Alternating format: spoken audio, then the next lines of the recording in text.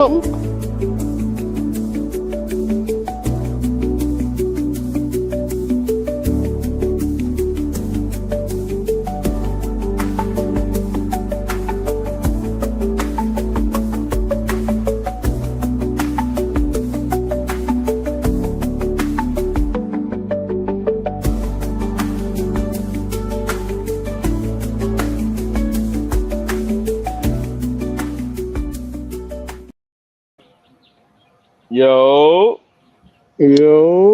Yo, what's going on, y'all? We are the Cigar Avengers. I'm your host, Cigar Head Fred, and we chilling with my guy Steven, my guy Eno, Big Guilty, the Big Guilty podcast, and we have a special guest with us today from Patina Cigars, brother Mo of Patina Cigars. Welcome.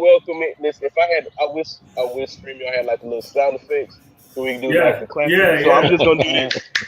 Yeah, thank you. I uh-huh, appreciate that. uh-huh. Next time the Chicago Bulls entry music from the championship years would be great. Yeah.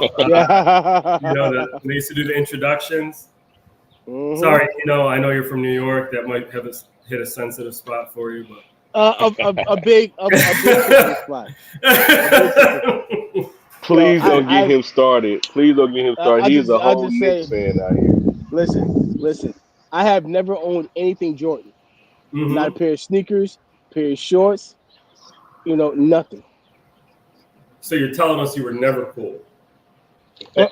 Basically.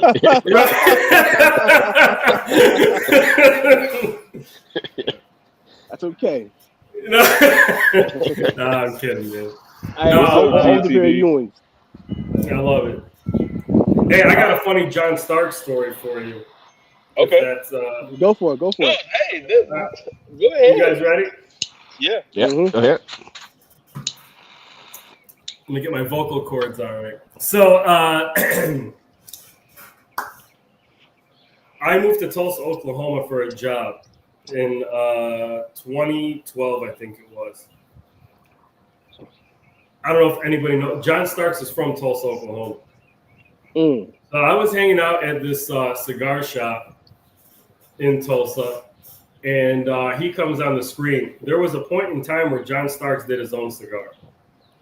Okay, and I don't know if any of you guys knew that, but it was, I don't know if it's I still did. around or whatever. So he comes on the screen on the TV. I guess he had done something in the community or something. I go, man, F John Starks. He's a bum. Behind me, some guy goes, what did you just say about John Starks? I said, he's a bum. And he goes, well, why don't you tell him? He's sitting right next to me. So I turn around, and lo and behold, John Starks is right there. So I told him, I said, man, listen, it's not, no offense to you. I'm a Bulls fan. I grew up during the Jordan era, and we hated the Knicks. And he just started laughing. And that was it. But, yeah, that was my John Starks story, man. Crazy. Small world. Hey, I tell you this. Your Bulls that haven't been shit since '98, haven't they? You're absolutely right. And they're probably not going to be until 2028, maybe. So. And it makes you know what? Every Bulls loss just makes me so happy, Mo. So I want you to know that, right? Thank you. You're going to be a happy man for a while. Hey, no, he's not, because they still can't get it done at the end. Like they're supposed to do. Oh, shit. The Knicks. Yeah, they couldn't get it done. So no, he's not gonna be a happy man because they continue to do the same bullshit that gets them in the same predicament every time. That's true. And Darshan gonna stay on his ass about it too. Oh yeah. You know that. Wait, so Fred and Steven, where are you guys? I'm in Texas. Yeah, I'm in Virginia. Virginia, okay. All right. Yes, sir. I'm out here with my Cowboys, and I'm trying to keep hope alive. That's what I'm trying to do out here. Well, I got the Falcons, so I'm not expecting much. So yeah, it is what it is. Sorry, guys. Are you from Chicago, Mo? Yeah, I am. Yeah. Oh, so and you're a Bears fan too, right? I mean, we don't talk about it, but yeah.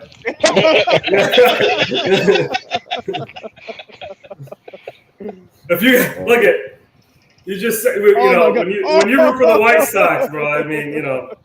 Hey, I will tell you this: they have the best alternate jersey in baseball. That Bulls collab jersey Oh, is okay, yeah. fire.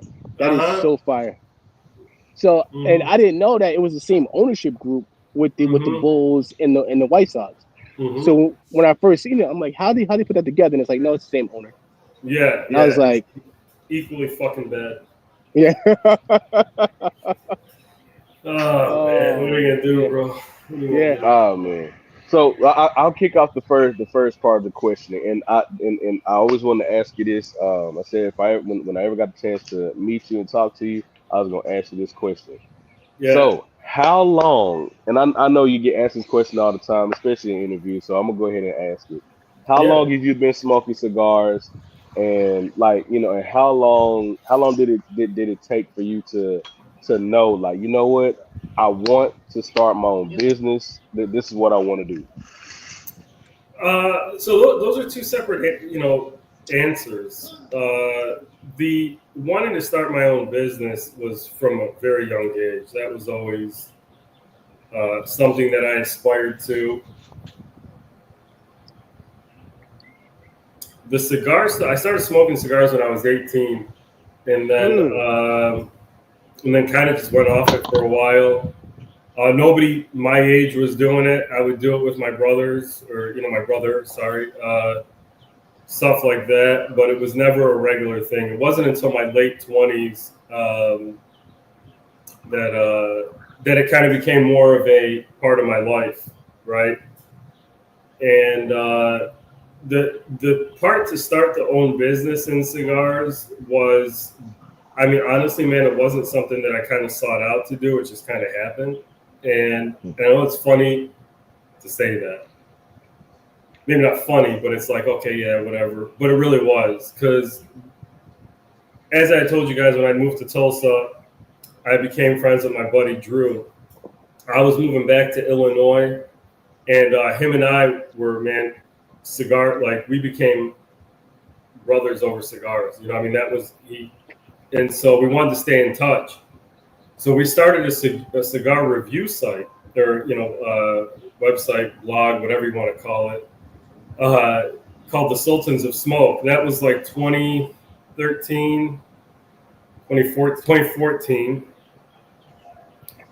Man, damn, can't believe it's been that long. Okay, and then we started a podcast around that same time, and then we did a cigar with James Brown, a Black Label. And that's really how my introduction to the whole cigar world kind of happened. And so when that happened, I was like, man, I might actually give this a shot and see what we could do. And that was it. I was sick of the corporate world. yeah. I understand, man. Listen, I'm a teacher now. Mm-hmm. If I could find a way to where, which I'm trying to now, if I could find a way to just do this, like what I'm saying, for the rest of my days, and like what I'm saying, like really, like and support the crew and support Yeah. my family, all this stuff, then this would be the way to go.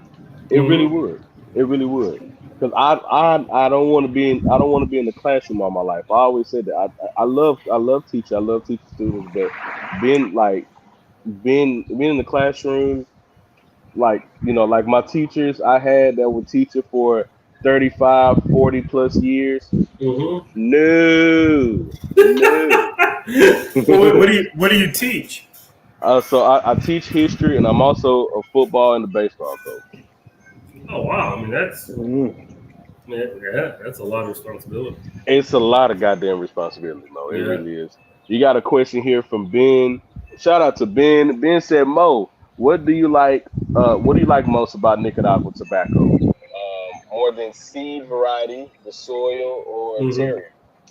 Territory. Territory. Yeah, Uh, territory. well, Terroir. yeah. Thanks, Benjamin.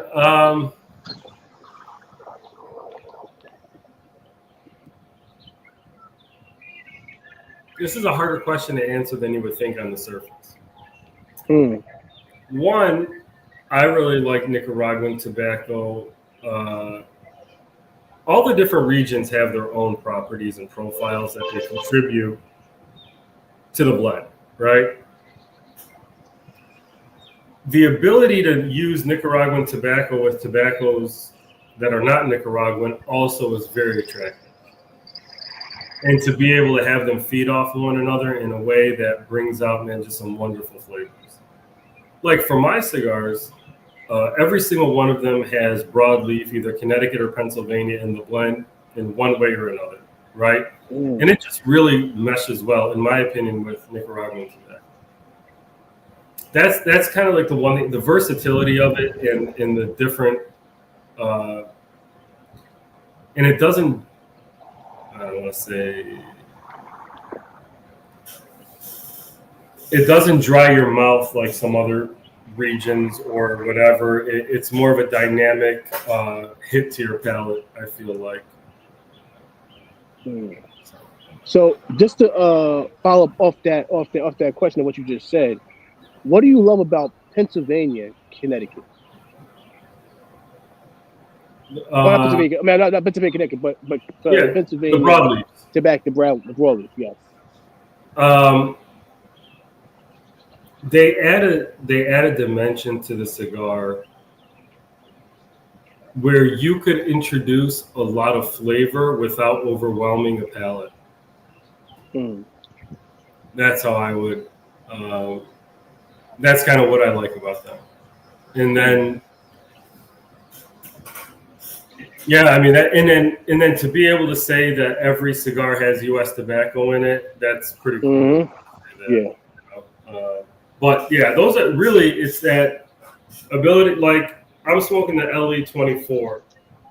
That cigar is a Connecticut broadleaf cigar. It has Pennsylvania in the filler. There's no Ligero in this cigar, yet it smokes like a filler cigar.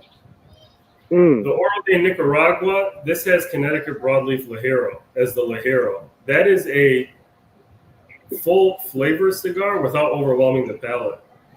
And that's really, man, what Patina's about. And that's why I like to use some of the U.S. stuff in filler. And Connecticut has filler from Connecticut and Pennsylvania by Habano, the Sumatra, all of them, Maduro. Yeah, this Sumatra is smoking. I'm trying not to smoke it so fast. Like this is money. Man, that's everyone always asks me, what's the cigar you smoke the most? That's it. Yeah, this Sumatra is.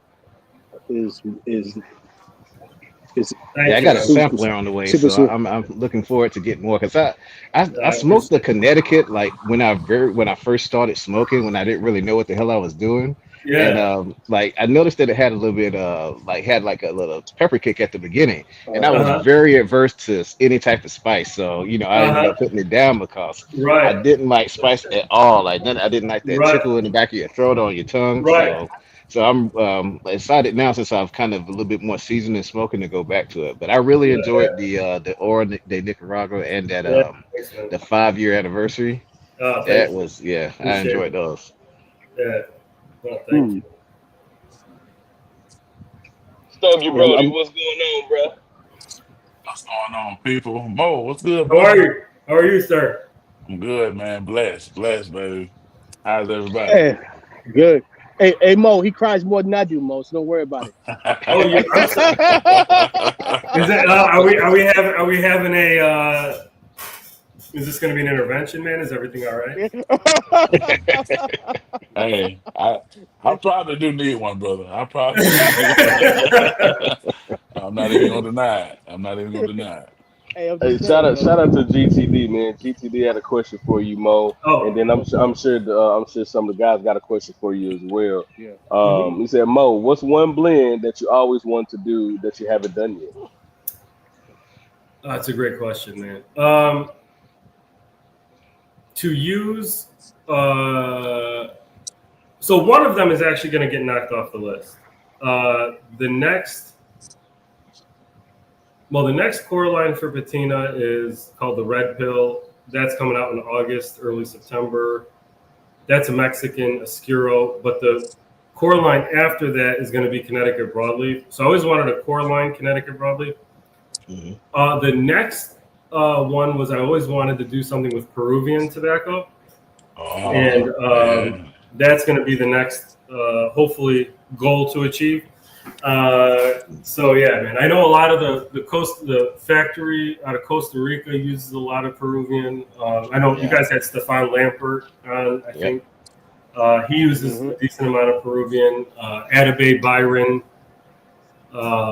Nelson Alfonso, who is just one of the gems of the industry, man. Just one of the nicest human beings you'll ever meet. So they use a lot of Peruvian, and I like that. I like the way it. Yeah, I love Peruvian, man. That's Darshan. GTD is Darshan. Oh my god! Oh my god! GTD is Darshan. I never. You know what it is? He came with another persona. Yeah, because he knew the other persona was gonna get blocked because he was like, oh, during the interview with Mo, I promised I'm gonna be a church boy. That's what he said. That's what he said. He said he's gonna be on the P's and Q's. Wait, him and his girlfriend broke up, so that shit. Oh shit! Well, you want to get him on here? I guess we're gonna fucking console everybody today. There you go. That's who needed the intervention. That's who needed the intervention. Yeah, he might be hurt. He might be hurting. Hey, listen, I got the Habano, man. That's hell yeah. It's pretty damn good, man. Thanks, man. It's even pretty good. Man, I see all these people smoking cigars, and I'm sad right now. So now is it the same band for the Habano and the Sumatra? The same band? Same band, yeah. The secondary is different. So one says Sumatra, the other says Habano. Yeah. Okay. And I'm simple like that. I probably need to get more creative. As you've seen in the evolution of the brand, I start to get a little bit more creative, but the reality of this situation is, yes, that stuff catches the eye, but when you look at the iconic brands of the industry, they're all very, very simple. Hey, simple. I got a name for a cigar for you. All right, here we go. Don't tell me some Nick stuff or Yankee. No. Even better. So it's gonna be a red and black cigar, but it's gonna be called the Fallen Bull. The Fallen, man, come on. The Fallen Bull. What? Hey, don't fall for that bull. So. Yeah, right. Yeah, exactly. There you go. Yeah. Don't let that bill take your company. That's right. Hey. So you know what? Say otherwise.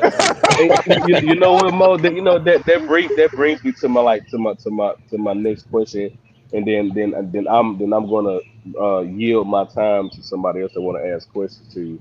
But so do you plan on, dropping, because of the fact that, you're a Bulls fan, you're a Bears fan, do you plan on dropping a cigar in, based off of your favorite teams? I know some people actually do it, because listen, I'm a Cowboys fan, and I did not know that there was a Dallas Cowboys cigar. I didn't know that. I just found. Well, listen, I think the bigger thing that we have to recognize is that the strength that you exhibit by publicly admitting that you're a Cowboys fan. That's not easy. Oh, my God. Oh, man. I mean, that takes a lot of strength, man. Yeah. Oh, first of all, hey, listen, all I say is this.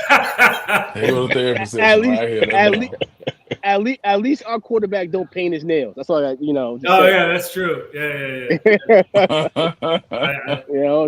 Just saying. You got it. Might help though, Yeah.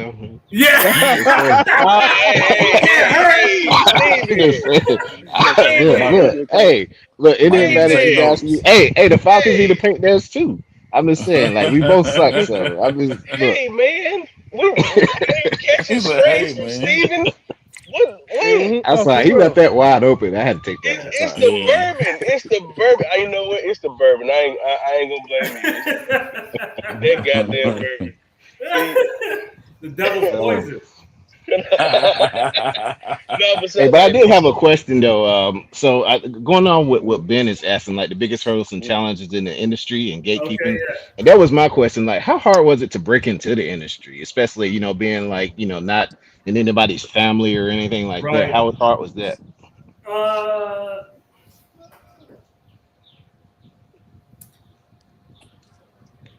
would say actually it was probably harder at the time I did it than it would be today.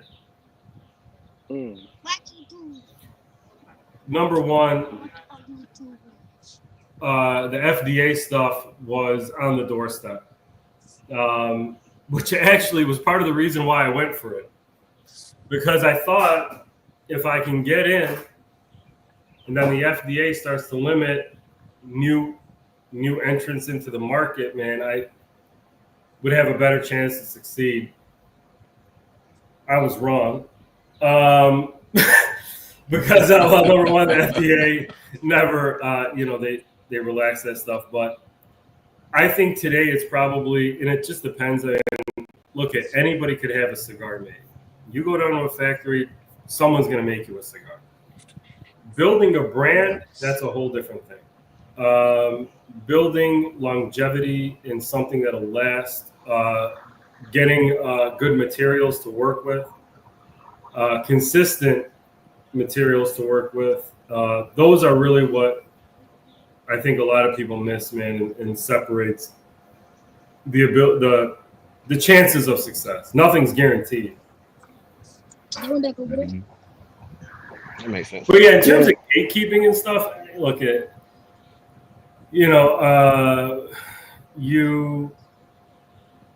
there's always gonna be that type of stuff in any industry, but the more you show you're serious and that the longer you stick around, man, the more people are going to want to work with you. That's what I would say. Like, well, in my opinion, when it comes to, like you said, like it's very hard to back then. You say it was very hard to get in because, in my estimation, it was probably harder to get the tobacco that you wanted back then. Yeah, because first I was working with a really small factory. Now I work with a factory that has a lot of its own tobacco. So, that's another aspect, right? Like, are you working with a factory that buys the majority of the tobacco they use, or are you working with a factory that grows a lot of its own tobacco? That's a big part of it, man. Access to tobacco. You could be the greatest chef in the world, but if you're using the ingredients McDonald's uses, it's going to be pretty tough to, Yep. On the flip side, man, you could have the greatest materials in the world and wouldn't know what to do with them if it saved your life. So, right. But having access to good materials to make cigars really helps. That's huge. That's a big step. So when it comes to that, like when you're picking what you think people will enjoy, especially like when you're first getting that first experiences with, well, let's just say like the web pack, you say, okay, I like these 5 right here. They make those 5, you go back, and then you go back to try them out when they're ready. Like how often of a time is it when you go back and it's just not what you thought it was? So a lot of it, it kind of starts a little bit before that. Mm-hmm. So depending on what direction you want to go, man, it's like, okay, so are you going to start a blend from scratch? Are you going to take an existing blend you have and try to tweak it? Are you going to whatever? But there's what I call off-the-shelf blends, where factories will have certain blends or whatever that they'll just say, hey, what do you think about this? All of my blends, for better or worse, right, are unique to me. They start with me, they end with me, and working with, the master blender, whoever I may be working with. Not at Mombacho was Claudio Segroy. At Noxa was Raul Diesel until recently. So it's a team effort. I call it a team effort. But the blends are built from the ground up. So that's the first step. And then from there, you kind of have a base. And it depends if you want to stay with that base or not. So think of it like a car platform. Like how GM would build like 6 different freaking cars off of one platform. Like here's the Buick, here's the Pontiac, here's the Chevy, here's the, and it would kind of have that same platform, right? Mm-hmm. Yeah. these cigars are kind of no different, man. If you find a blend that kind of works really well as a baseline platform, you could tweak that, change wrapper, change binder, change proportions, completely different cigar. Yep. So you don't always have to continually reinvent the wheel, especially for me. The first and most important thing is using tobaccos in my blends that I could get consistent. That's huge because consistency is king. Mm-hmm. I hope that answers that. I don't know. Because it's a lot of good tobacco out there, man, and it's a shortage on a lot of stuff. So you'll have a good run of some good cigars, but you can't come back with them, because exactly tobacco isn't available. Well, that's always a problem with Cameroon. That's why everybody said they're scared to work with it because it's super hard to get, and people already have it allocated already. Yeah, that's a good example. That's why I'm gonna tell you. That's why I wish tobacco grew on trees. That's how I feel about money.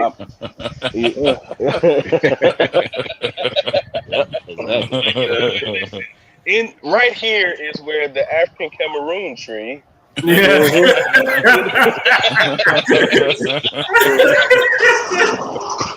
I have a roll table set up right up under Pennsylvania broadleaf. It's over there in the corner. Go ahead. Yeah, exactly. So let me ask you guys. Okay, so hold on a second. I guess Ben, the Patina cigars age well?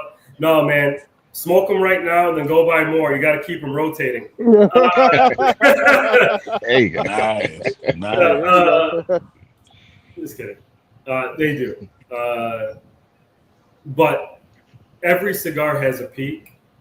And, what I like to do is you like to smoke the cigar as it kind of matures, and then you'll find that peak to it, man, and then just smoke them all.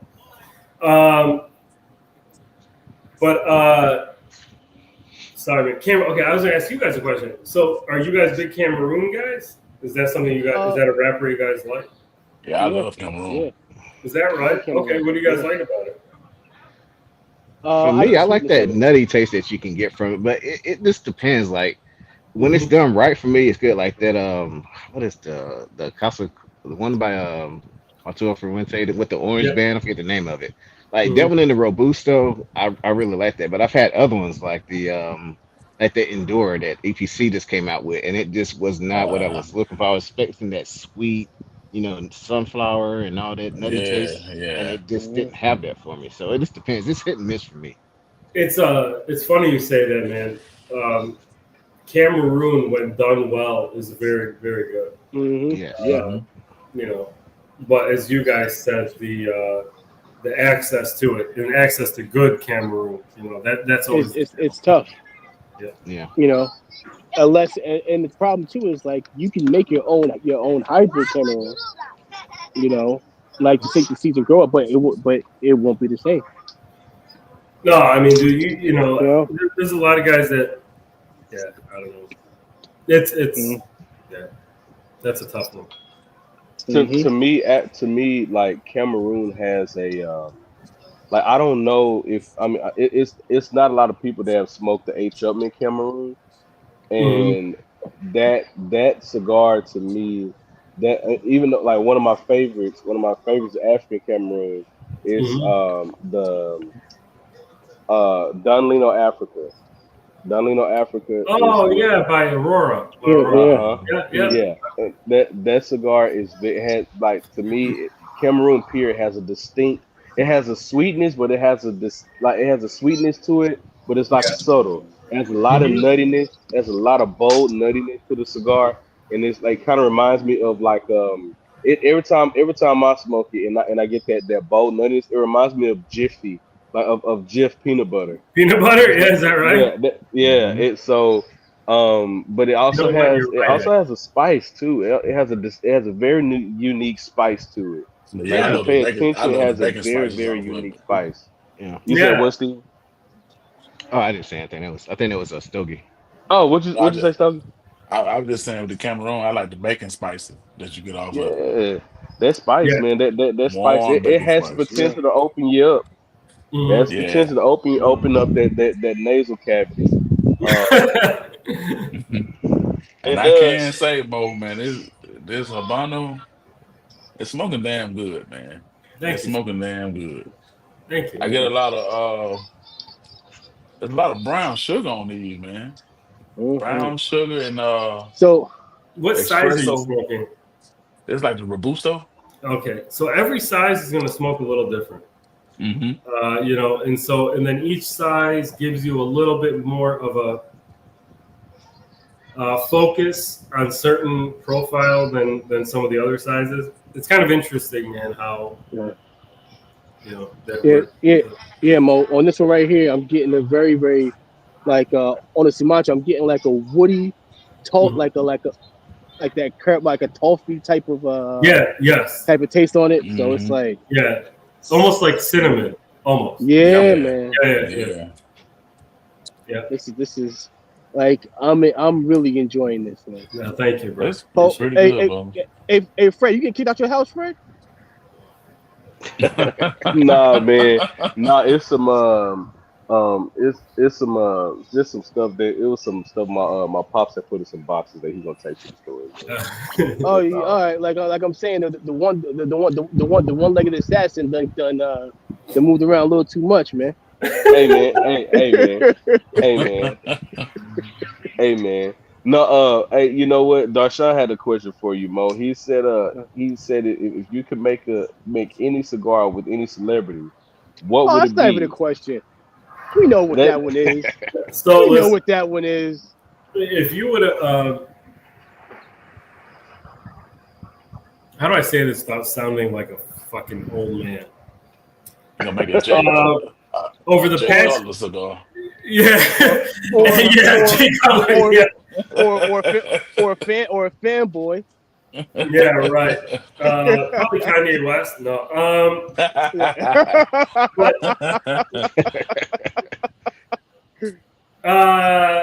Look, over the past few years, but I'm over the whole I was gonna sound mad. I'm just over the whole celebrity worship. Stuff like that. I mean, the stuff that's come out. What we've always known, right? Like deep in our hearts and our souls, that these people were, fucking demonic in a lot of ways. Really has shown itself the last few years. I'd rather just keep all that at arm's length, man. And I'll enjoy their talents from afar and respect them for what they're good at, but not necessarily want to get closer than that. All right, so can I ask one more celebrity question? Yeah. If there's one player from them nasty, dirty, cheating, push-off. What's that? Those nasty, dirty, cheating, pushing off Chicago Bulls teams. What's your one guy that you want to smoke with? I mean, that's Jordan. I mean, besides MJ, what's besides Mike? Besides, I mean, Dennis Rodman. That's a good answer. Yeah, I mean, because that'd be a party. I like that. I'm not gonna lie. I would want, honestly. I mean, that would be Jordan fun for sure. But I would want to smoke a cigar with Dennis Rodman too, because he smokes cigars too. Like man, he's an avid cigar smoker, bro. He loves smoking cigars. My cousin used to hang out with him all the time, man, in California. I mean, I know they're still friends. But I mean, Dennis Rodman is a legit cigar guy, 100%. Because my cousin owns a cigar shop. Yeah, you're like legit cigar guy. Like, can you imagine just sitting down conversating with him and be like, "Yo, man, what was it like being with Madonna? Like, what was it like being her?" I've been more interested in the Carmen Electra phase, but I can see Madonna. I forgot about that.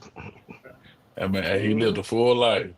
Yeah, he did. He did. Or like, what was it like in North Korea? Right. Yeah. That's hilarious. So, but Mo, I got a question for you, brother. What's anything special coming down the pike this year? Yeah. So I'm doing a collaboration that's coming out probably in like 2 weeks. It should be in the market in 2 weeks. It's called the Patina Eviso. That stems, man. My buddy and I, Tyler, we met when I was managing a cigar shop in the Chicago area. And it was funny, man, like we became friends while Patina. So I was managing a cigar shop to learn cigar retail before I launched Patina. So I left my corporate stuff and done that. Tyler came down as a customer because Tyler's from Milwaukee. It's only like an hour and a half drive. So it's, you know, you're always coming back. It's like Milwaukee's or whatever. I call it a Chicago suburb. Some people take offense to that, so we'll just leave it at that. But so we became friends, and then when Patina launched, Tyler was working at a shop in Wisconsin, and then he brought in the cigars, and we just become friends, man. And so I took him on his first trip to Nicaragua. And so he had been coming with me now coming to Nicaragua with me for about, 6 years or so now, and 7 years maybe. And we just said he had done some cigars with Romacraft because he worked a little bit part-time for Romacraft, and then spent a lot of time at Nica Sueño. And then so he did his Viso Horny project, 2 of them. And then we did a project together that's coming out in 2 weeks. And then the next Patina core line called Red Pill is going to be out, August or September. And that's going to be the blend for the Patina Viso is a Habano over Ecuador, Sumatra, so both Ecuador, and then with Nicaraguan in the fillers. And then the Red Pill is Mexico Oscuro over Connecticut Broadleaf. It's got 2 different Ligeros in it. One Broadleaf, one Nicaraguan, and that's box pressed. That's up your alley right there, Fred. Some punch to it. Yeah. So that sound like that's a heavy. So do you guys mind if I ask a question before you end before you do bench, Fred, real quick? So I want to go back into your history of when you first started smoking, because you said you started smoking at 18, but you gave it up for a little bit. But when you were smoking back then, what were your go-tos? Man, I just whatever was given to me. My first real cigar, my first cigar, black. Yeah, because right. Okay, so. Yeah, I know where you used to hang out at, Mo. I see. Yeah, okay. Well, let's keep it. We'll start history at a certain point. People like to do that these days. But anyway, my first real cigar was Arturo Fuente Chateau, and then you dabbled in some of the Romeos and stuff, and just kind of whatever was. I mean, acid. Later on. So yeah, man, that's really kind of how it started. And then when I started getting serious, I was getting more into. There was some Monte Cristos, some LFD, Tatuaje, stuff like that. When I first started. So when you first started, you liked more of a bolder. Yeah. You like the LFD and yes. Yes. So, okay. Yeah, man. It was kind of weird because most people start the other way. I started very late. Trying to whoop my own ass, and then I was trying to work my way back. Look, y'all like my cigar? This is a new style of a Lancero. Oh yeah. Yeah. Yeah. I feel so bad, man. I can't smoke nothing right now, man. Don't feel bad. It happens. It's just a cleanse of your palate. Think of it that way. There you go, yeah, you're right. You are right. What's the question from Ben? Ben asks, is Cameroon and Sumatra same seed grown in a different region or different seed? Guys, I'm going to be honest with you. I do not know a lot about Cameroon. I just know that the Maripfels grow a lot of it. And supply a lot of it to the industry. That's about all I know. And I know the Fuentes use it a ton, and the Romacraft uses a little bit. And, but Sumatra, like the Sumatra we use, is grown in Ecuador by the Oliva family. So that's where. Nice. Wow, that's awesome, man. That's awesome. That's awesome. Oh, go ahead, go ahead. So, how did you get connected to Oliva? So, man, like I said, I was at Mombacho. So I don't know if you guys remember Mombacho, but that's really how I all started. They're no longer around. I do. Listen, Mobato, they had some really good stuff. They I ain't think did. they're gone. Ain't they Yeah, gone? they do. They did. And Claudio, man, that's the guy who learned under Henke Kellner at Davidoff. I mean, he is, knows his stuff. It just, I moved to Oliva, well, Naxa, Nicaraguan American. That's the name of the factory. The tobacco arm is Oliva. In 2019, or no, end of 2018. So I've been with them pretty much the whole time, and I was on Bacha for like a year. But that was through my broker in the Midwest named Mike Perales. Mike Perales has been a broker in the cigar industry for as long as I've been alive, literally, 42 years. And he's a legend, man, in a lot of ways. He's built brands like Drew Estate, Rocky Patel over the years, Tatawahe, my father, just Illusion. So he's been at it for a very long time. But yeah, that's who gave me the introduction. All right. So what's your philosophy behind like building like your portfolio? Do you have like a certain way of going about that, or you like have like a certain number in your head, or? Yeah, man. You remember that scene? You guys ever see the movie Major League? Yeah. Oh yeah, a long time. All right. Remember when Joe? I love him. Remember when Serrano was in the locker with Joe Boo, and he's like squeezing the bat. I take a cigar, man, and I just roll it around. And no, I'm kidding. Joe, you better give me some guidance, man. No, everything's about listening to the market, man. And look this is what a lot of people don't realize. If you want to increase your odds of making it long term, you have to have a good Connecticut. The Connecticut has always been my number one seller. Still is to this day, and for a lot of brands, believe it or not, even ones you wouldn't think, their Connecticut is their best seller. It's just the way it is, man. Because like guys like us, guys like when I say guys, I mean men and women, just the universal guys, who really get into cigars, smoke all the time, and stuff.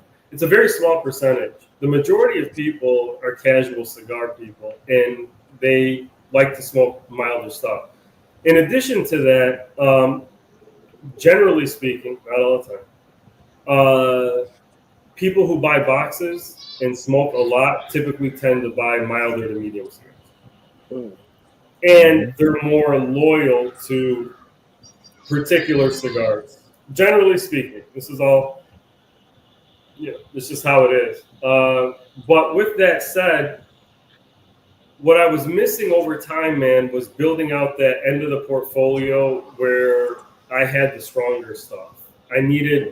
So over the past 3 years, 4 years, I've really started to move closer to that fuller end of the spectrum to build that part of the portfolio. So, man, it's going to be really kind of like a pendulum. So I started kind of light medium. We're going to go to the full round, and then we're going to come back, and then after that kind of settle in that medium-ish range, because I do believe long-term that's the place you want to have the majority of your portfolio. So, speaking of your portfolio, just in production, how'd you meet Brendan? How'd you meet Brendan Wells?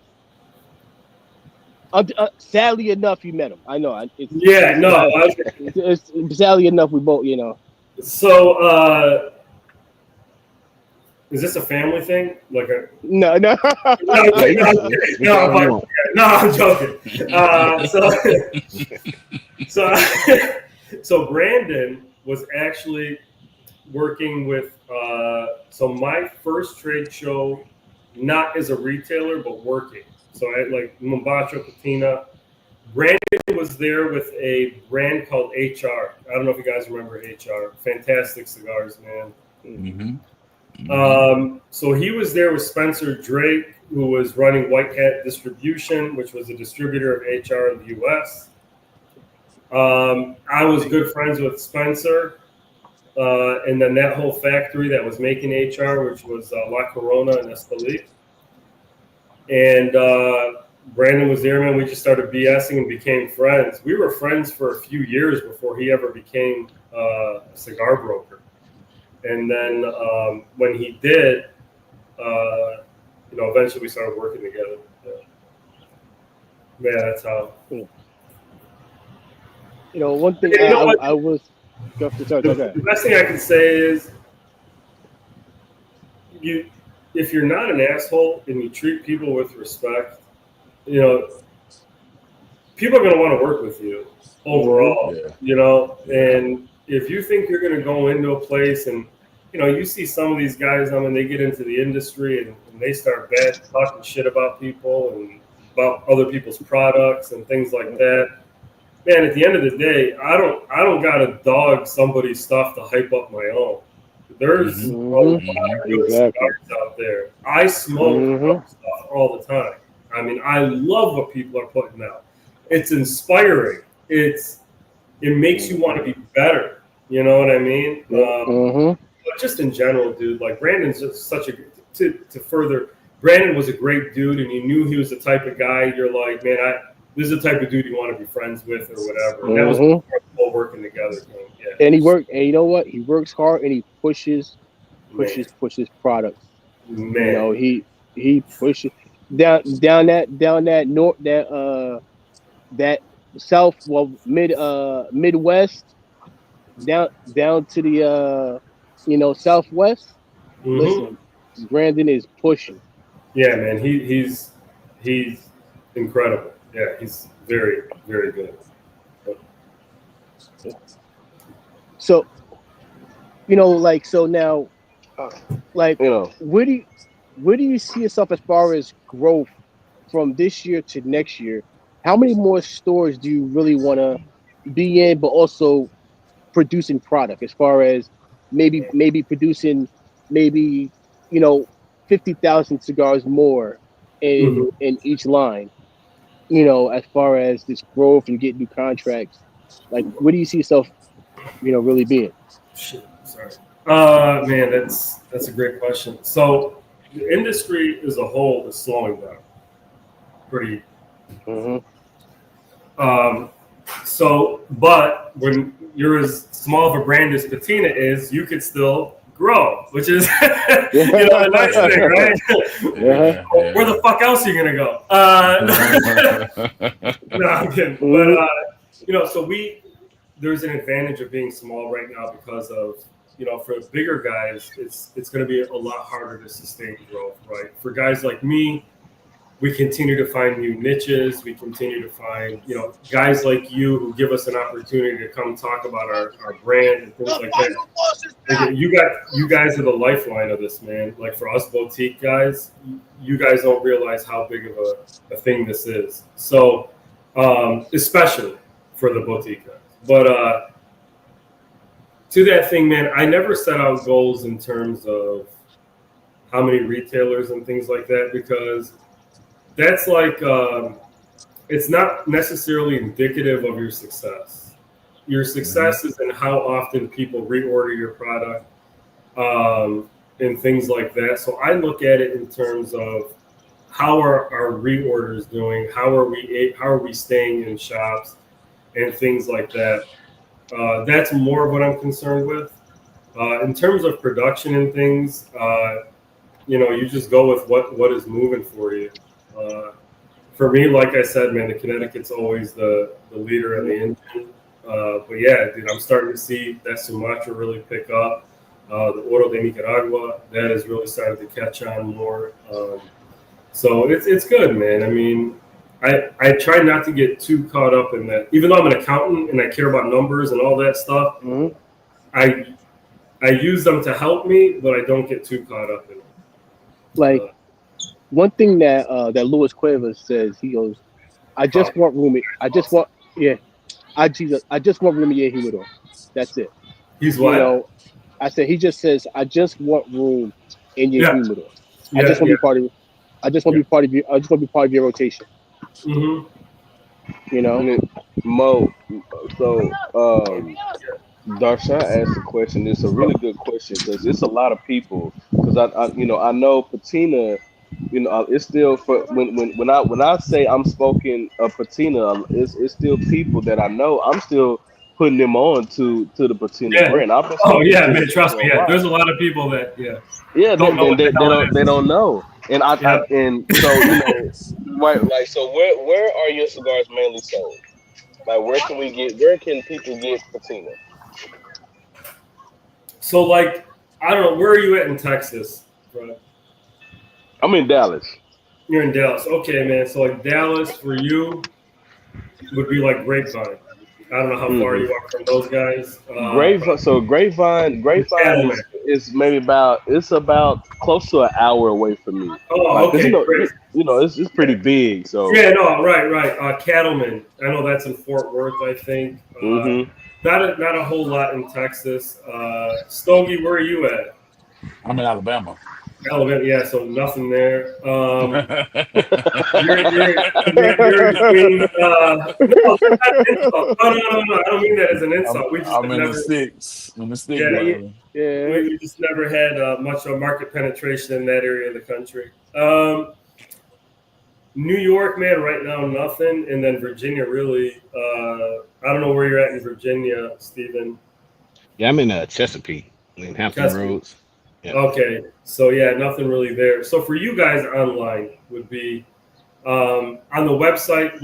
On my website we have a store locator, so you could type in your zip code, see what's close to you. If not, we have a list of online retailers that carry Patina as Hey, well. guilty plug. You can go to Little Guy Cigar Oh Shop. yeah, he's You great. go to Little Guy Cigar Shop and pick up your Patina cigars. Small You You know, know, batch. Small hmm yeah, batch, small yeah, batch. Yeah, yeah. yeah, they're fantastic. They yeah. so Yeah, I mean, Dave is a good guy, man. yeah, he Dave and is, Andrew. he is. So my question, as far as when it comes to the expansion of Patina, hmm especially for for the future, hmm what is your plan to really expand? And because I mean, we can do everything we can on our end, you know what I'm Yeah, saying, right. for viewers and all that stuff. But I want to, what is your plan on expansion for Patina? So yeah, it's interesting, man. When I first started, the game has changed a little bit, Mm-hmm. and what I mean by that is things that used to work really well don't necessarily work as much anymore, or as well as they used to. Let's say that. So like 10 years ago or whatever, you would get on the road, spend a bunch of money, go do cutting lights and this and that and things like that, and that worked pretty well, right? That would at least get you in the shops. It allowed you to connect with consumers a little bit, and it was probably the best way. Then COVID came, and COVID Mm-hmm. just changed everything. Um, People got really used to not being in the lounge. People got really used to doing stuff like we're doing right now, and and Mm-hmm. uh, and then the reality is, man, you got to be honest with yourself. Like most people, they're not gonna make an extra trip to go fucking see Mo from Patina, and unless you're like a legendary name, not even a big name. I'm talking like legendary. It's hard to get people out to a shop for the cutting lights and stuff like that anymore. The amount of people now that buy cigars online, that's Mm-hmm. another thing. Yeah. So in today's world, um, opportunities like this, and also being part of cigar groups where you're able to connect with Mm-hmm. people, individual or collectively, but also kind of individually. You know, That I think is the most effective way, and that's really been my focus for the last 2 years at least. Is more of that type of stuff, and I listen, like I take people seriously. Like when people have suggestions and things like that. A lot of the things is based on feedback from retailers, consumers, all that stuff. So it's not easy, man. It's constantly changing, on what you think you need to do, right? There's no. I used to think there was a blueprint. There really isn't. Your blueprint is yours based on your situation, and that's it. That's really what it comes down to. I would say this one thing too is people love merch, and for me, like I was saying you earlier, like I think you have amazing merch as far as with your hats because they're catchy and they pop. Right. So I think one thing is, and you look at a brand as far as Crown Head, like he has just a cult following just from his hats alone. Right. Yeah. That's right. Great guys. So like, yeah. So like, like I feel like there's different ways to attack customers, to attack, you know, because so you have to be able as a brand to stand out, and it's 100%. like, you know, so you know, people like being a part of stuff. So like Right. people like being a part of the story. Also, they like to be a Yes. part of saying like I was with them since the beginning. 100%. Yeah. It's like that So group or the rap, whatever that musical. exactly, Yeah. yeah. Yeah. So it's like man, like I was with Mo Mm-hmm. when Patina first started, and then they like to say like I know him personally, Mm-hmm. So it's like it's that one-on-one interaction, and it's like Yeah. people when people like when people fall in love with the brand owner, they'll help push it more. Oh, absolutely. Yeah. So Man, look, you're never going to be for anybody, for everybody, right? yeah, Your cigars, whatever. I mean, yeah, you guys go to work. You're going to get yeah, along with some of your coworkers. Others you might not. Whatever it is. Yeah. But the one thing you cannot compromise is yourself, right? And Right, that's right. in building the brand and and being yourself all the time. It's hard to wear a mask. Yeah. That before I got into the cigar game, man, I used to investigate corporate fraud, and how would guys always get caught? Well, the fraud got bigger than them, and they couldn't contain it anymore. Well, it's the same Yeah. thing as a human being. You can only be phony for so long, and so either people Right, vibe right. with the brand or they're not. Patina's never had a fucking hype train or anything like that. The brand, me, we're all built on real substance. That's it. So people want to be a part of that, you're welcome, and if not, I get it. That's cool. I mean, what are you And gonna do? personally, for me, I would rather just have, merch is cool and all, but give me some good shit. Like, fuck your hat. I mean, Yeah. I'm sorry. Like, I mean, your Yeah, hat I'm may sorry. look So you nice, want but to if your fuck my head? cigars ain't smoking and they're not hitting my palate, then I don't Right. give a shit about your hat. So, You'd be Right. surprised though, man. People will go to events, and this is not for Patina necessarily, but for other brands, just to get stuff, and they'll spend 500-600 bucks on cigars just to be able to get, a grill or a set of golf clubs or something like that. It's crazy. Yep. I think, me personally, I think that when it comes to, I love brands that don't have like that basically that they have that dog mentality. You know what I'm saying? They have that they don't have a hype train behind them, so it's like they have something to work towards. You know what Oh I man. mean? Like it's like Yeah. it makes the hunger. It makes the Yeah. hunger for success. Like so it make it taste even more delicious. Like exactly. when somebody's on the grill and then you can smell it from across the street. You know Yeah. Yeah. Yeah. that's how that is to me, man. I And love it.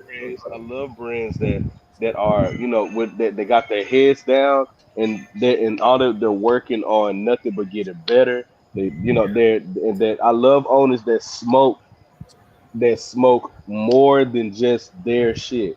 Because Oh I've man. heard Yeah. I've heard owners that say, well, like, hey man, you know what? Well, what do you enjoy smoking? This is just you as a person. What do you enjoy Right. smoking? Not Right. as the owner, not as the Right. owner, because we know that you're gonna smoke your own shit because you have to. Well, I'd hope so. But what you, yeah. But I don't what even else? Like, what else do shit. you enjoy, bro? I've heard so many owners say, no, I only smoke my brand because you Really? know that's all. I'm like, okay, that's all right.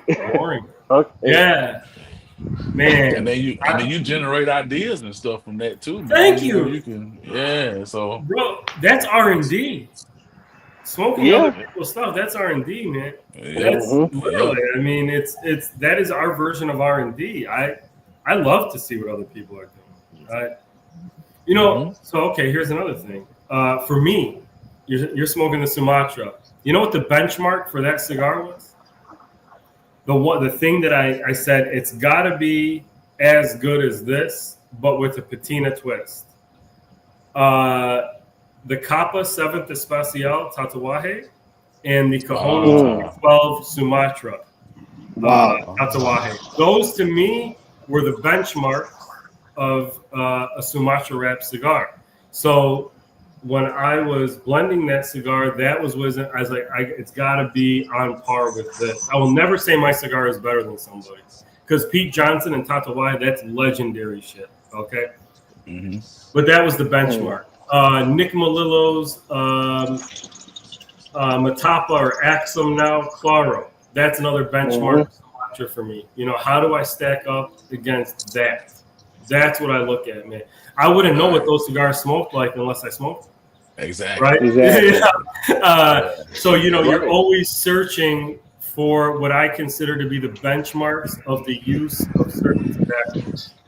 And so, you know, for broadleaf, Tatuaje 7th Reserva, Cajon 2012 broadleaf. Again, these are what I call benchmarks of a Connecticut broadleaf. You know, even the Jaime Garcia, you know, which is a little bit of a lower price one, but that's a fantastic broadleaf cigar.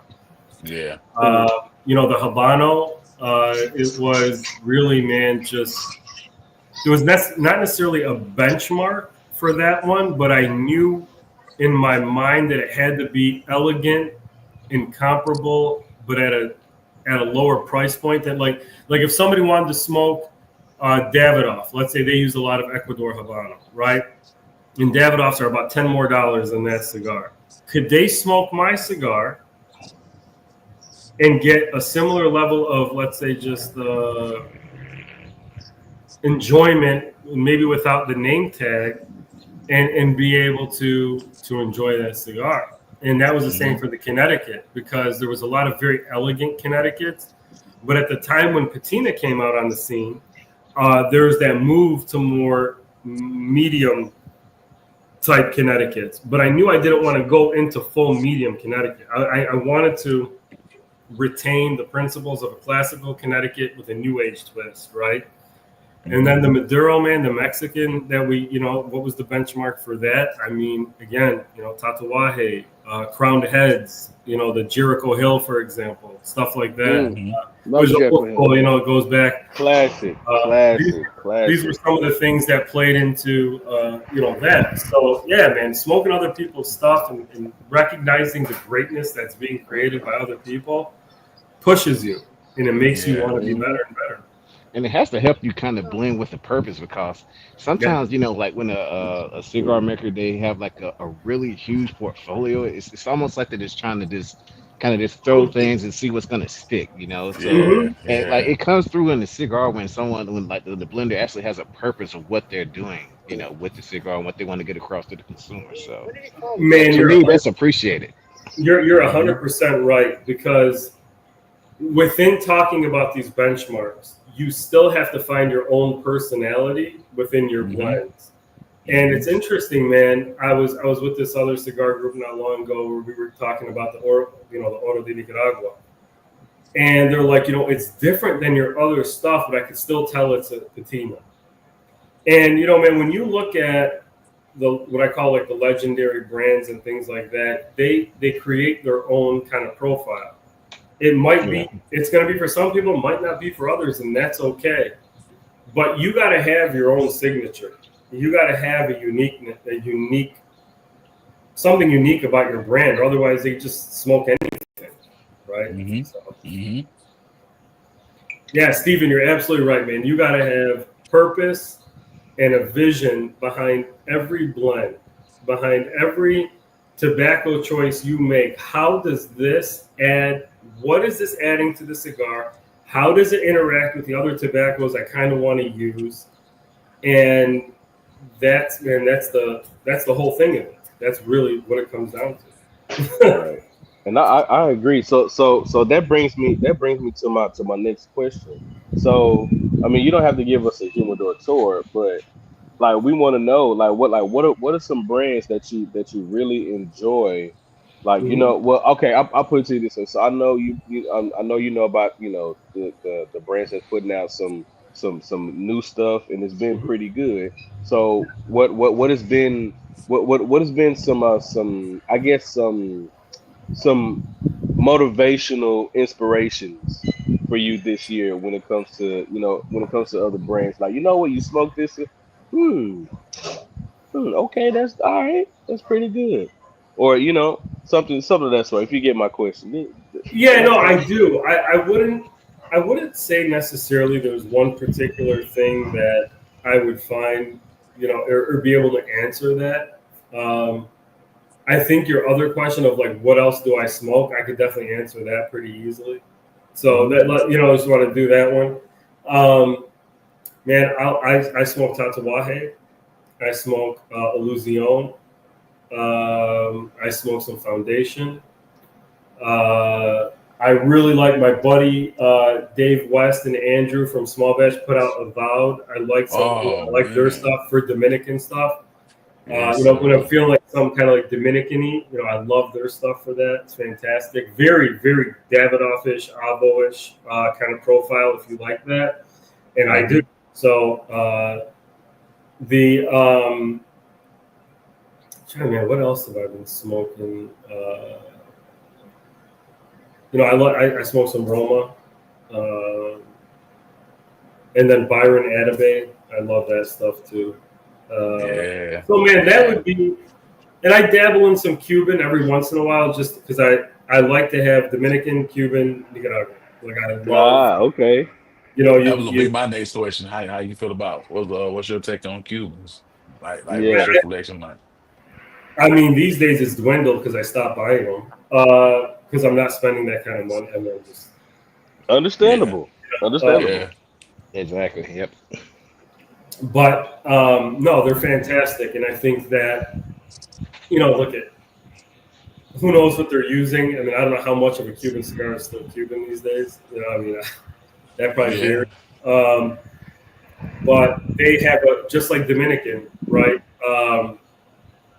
They have a very unique taste, and sometimes you're in the mood for that taste, and nobody could replicate it, and that's it. Mm-hmm. So it's the same like with an Opus X or some of the LFD stuff, right?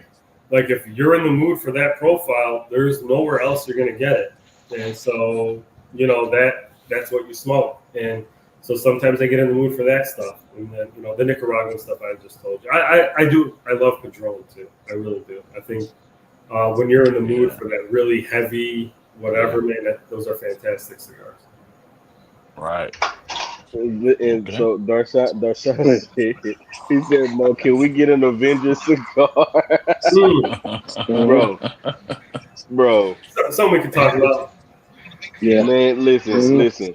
Right now, we are trying to establish ourselves with this show and Hmm. really Mhm. make a name for ourselves. If that happens, then you know what I'm saying. Then it happens. Yeah. But really, what we're trying to do with this show, man, we're trying to be really like I'm like, man, we're trying to take this show to a new height and bring Hmm. a Mhm. whole different type of flavor. You know what I'm saying, to the cigar industry.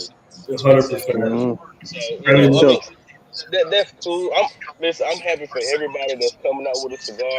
You know what I'm saying? That like, from reviewers to other shows that's coming out with a cigar and stuff like Mhm. that. I'm happy for them. But like, man, Like I want more than just that. You know what I'm saying? I want more than just a cigar. You know what I'm saying? So 100%, man. You know, yeah, it's an easy, not easy. Sorry, there is a formula,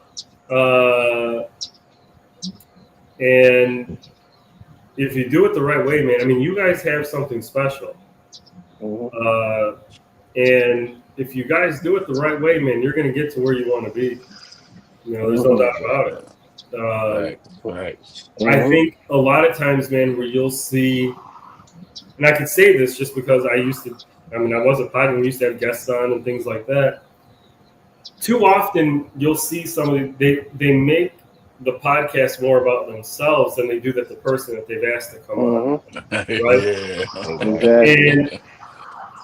And you know, one of the nuances of being very good and why people want to come on to your show is to be able to discuss what they're doing.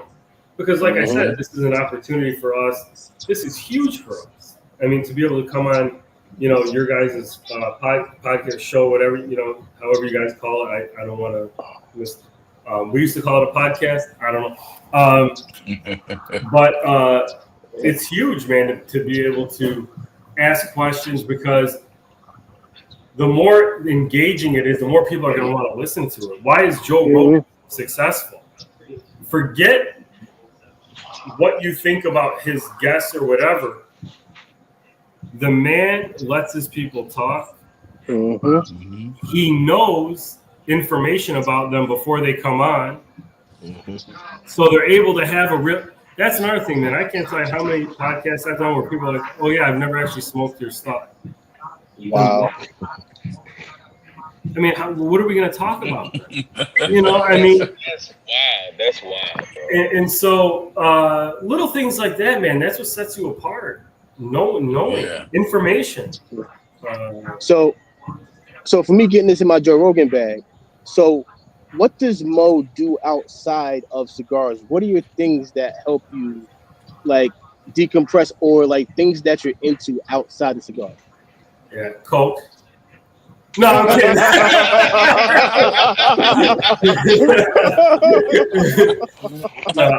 He dabbling a white girl.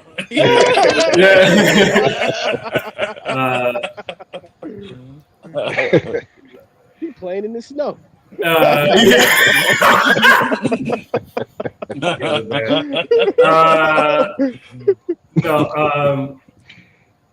gym, man. The gym, yeah. Okay. And you know, man, just being spiritual too, connection with God, and understanding our role. Yes, sir. And those two things, man. Without God in the gym, I don't really know where I would be. So mentally, yeah. You know, like me myself, I just started getting back into the gym because my son's right next to me. You can't see him up in the dark, but my son recently got back into the gym, and man, I tell you this, man, waking up in the morning, he just body slammed his ass. He just body slammed. That's exactly what happened. That's exactly what happened. Junior, listen. Oh, I'm sorry. The third body slammed his damn daddy on his ass. Come here. Try to wrestle him. No. You gonna get payback now. They talk about that you body slam me. The great one. Your body slammed. I don't want to pull something in my back. That's a lot of weight. Damn. I did tire him out a little bit with a little bit of hand fighting though. He was wrestling. See, he old and tired. Keep going, son. Keep going. Pick your daddy up and DDT his ass. DDT. Rock bottom. Listen, he know what time it is. He know the old wolf still got some fight in him, man. Right. I don't know, man. He got some fight, but he don't got the gas in him anymore. He gonna get you a walker for your next birthday, man. Yep. The walker with the tennis balls at the bottom. Listen, man. Every morning I'm like, oh my god, like, and then we get to the gym, and then finally halfway through the workout, I'm finally feeling good, feeling loose, and I can finally move some weight around. But Man, that's right. Yeah, these days it's just different, man. You got to know, It is. you got to adjust the way you attack it. And these days, Yeah. I mean, that's assuming you could even get on anything.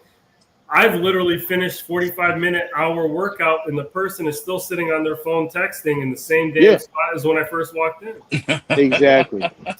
You know what? And my thing At is, that point, you're just taking up space. You just taking up What are you space. there for? That's the people that take pictures in the mirror and stuff, man. Yeah, That's like what it's all about. There's people just filming everything. Like everything has to be on film for some reason. Exactly. I don't get it. Just fucking Like, get in there, do what you need to do, and get the hell on. Yeah, like that's how I get in. I It's attack called it. work in silence. That's what it's Exactly. called. It's called work in silence. They don't know how to do that nowadays, Fred. These young kids, like especially and these chicks in the gym, like every single like wear something baggy for once, like you know like Oh, you no, showing up bro. everything. That don't get likes, bro. That was a listen. That was a don't get freaky likes, bro. listen. That was a freaky frog. That was a freaky frog saying right there. Now Mo, listen. Eno is the freaky frog of the group. Okay, that's Eno. We love him, but you know you always have that one friend who is. Well, Eno not a passport, bro, but he's almost there.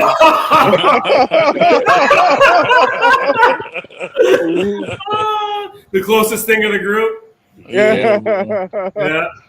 Listen. Oh yeah, I know you're typing up. All I can say is, women outnumber men. Mm-hmm. So so somebody I'm just saying, women outnumber men.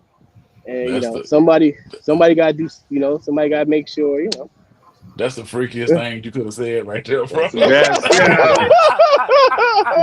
mean, do women feel the same way about you being the equalizer? You just said some crazy words and shit right there, bro. Oh man, funny stuff. As long as it's consensual, dog. As long as it's consensual. Hey, listen, that's a big part of it. There's no baby oil in my house, all right? Oh, man. You ever hit the PCAs, Mo? Yeah, man. Yeah. We it's good, man. It's a good opportunity for to get out there and like PCA. I heard PCA is a lot of people are going to stop going to TPE. Yes. A lot of people are going to stop going to TPE just because of the fact that they feel like it's not being catered to the cigar brand. No, definitely not. And just with the timing of everything, at the end of the day, man, the PCA is the place for cigar brand, for premium. Exactly. And I heard New Orleans was 10 times better than Vegas.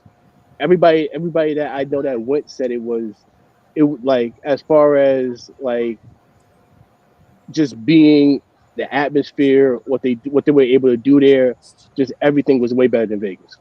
Really? That's because of the food. Yeah, that's bro. what some of the people that we're in the Discord, Cigars Unbanded, and I guess some of the guys went there, some of the content creators went there, and they said they really enjoyed it in New Orleans versus Las Vegas. So. Interesting. Yeah, no, I mean, they each have their pluses and minuses. That's what I would say. Mm-hmm. Mm-hmm. You're just not as connected in New Orleans, right? Like, there's no. I mean, when you're in Las Vegas, man, you don't got to leave your hotel. Yeah, exactly. I mean, that's a huge. When you're standing on your feet all day, and and then you got to get back and then go try to find somewhere you want to eat and all that, getting an Uber or getting whatever.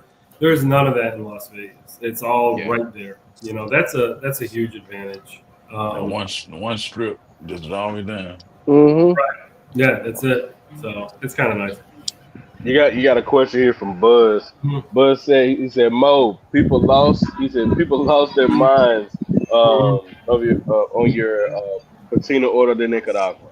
He said, man, how did you come up with that blend? Did it take long or was it quick? Okay, so that blend sat for 2 years, and I revisited it.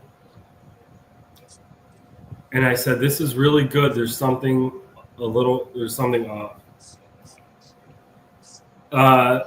We replaced the Pennsylvania Lajero with Connecticut Broadleaf Lajero and kept everything the same. And that is a cigar that became Moro de Nicaragua. See, that's how you talk about the little tweaks and stuff. Yeah, man. But that blend sat literally for 2 years. I had it. I said, you know what, man, let me revisit this thing. Because the one thing is, man, with Habano wrappers especially, with Connecticut's, you're going to have a pretty good idea pretty quick about what the blend's going to be like. I would even say same with Mexico, same with Connecticut Broadleaf, by and large, not always. Habano, for some reason, in my experience, and I'm not an agronomist, I'm not a, obviously I don't grow tobacco. I'm around tobacco, but I couldn't give you the science behind it. But what I found is that a lot of times to really get the essence of what a Habano wrapped blend is going to be like, you got to let it sit for a while and kind of just let it come together. Now, 2 years is extreme, right? Like, that's ridiculous, but that's what it was in that case.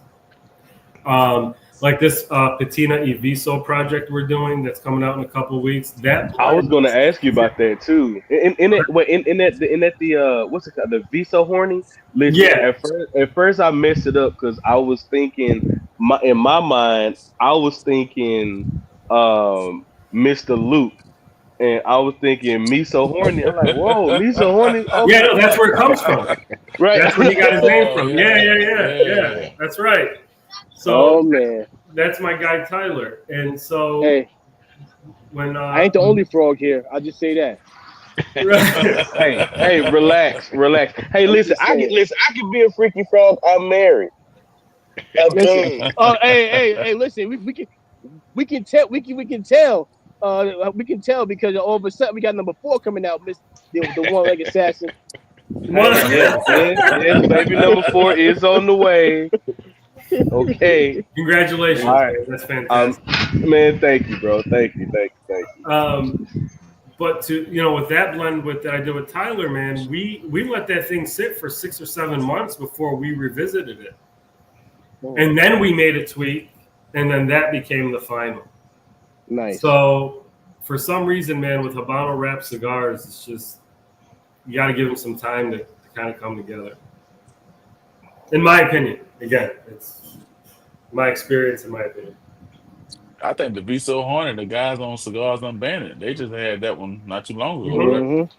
Yeah, they rated. It was the one before last. I think they rated that. It got rated pretty high. I think got an 8. Yeah, got an 8 here.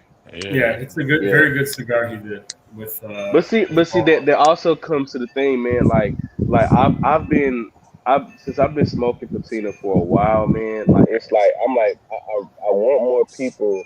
Any chance I get, because I know Patina out here, unless you go, unless you go to like Fort Worth or you go to Grapevine, like in my area where I'm at, you're not really going to find them unless you go, into like, oh shit, it's gonna rain soon.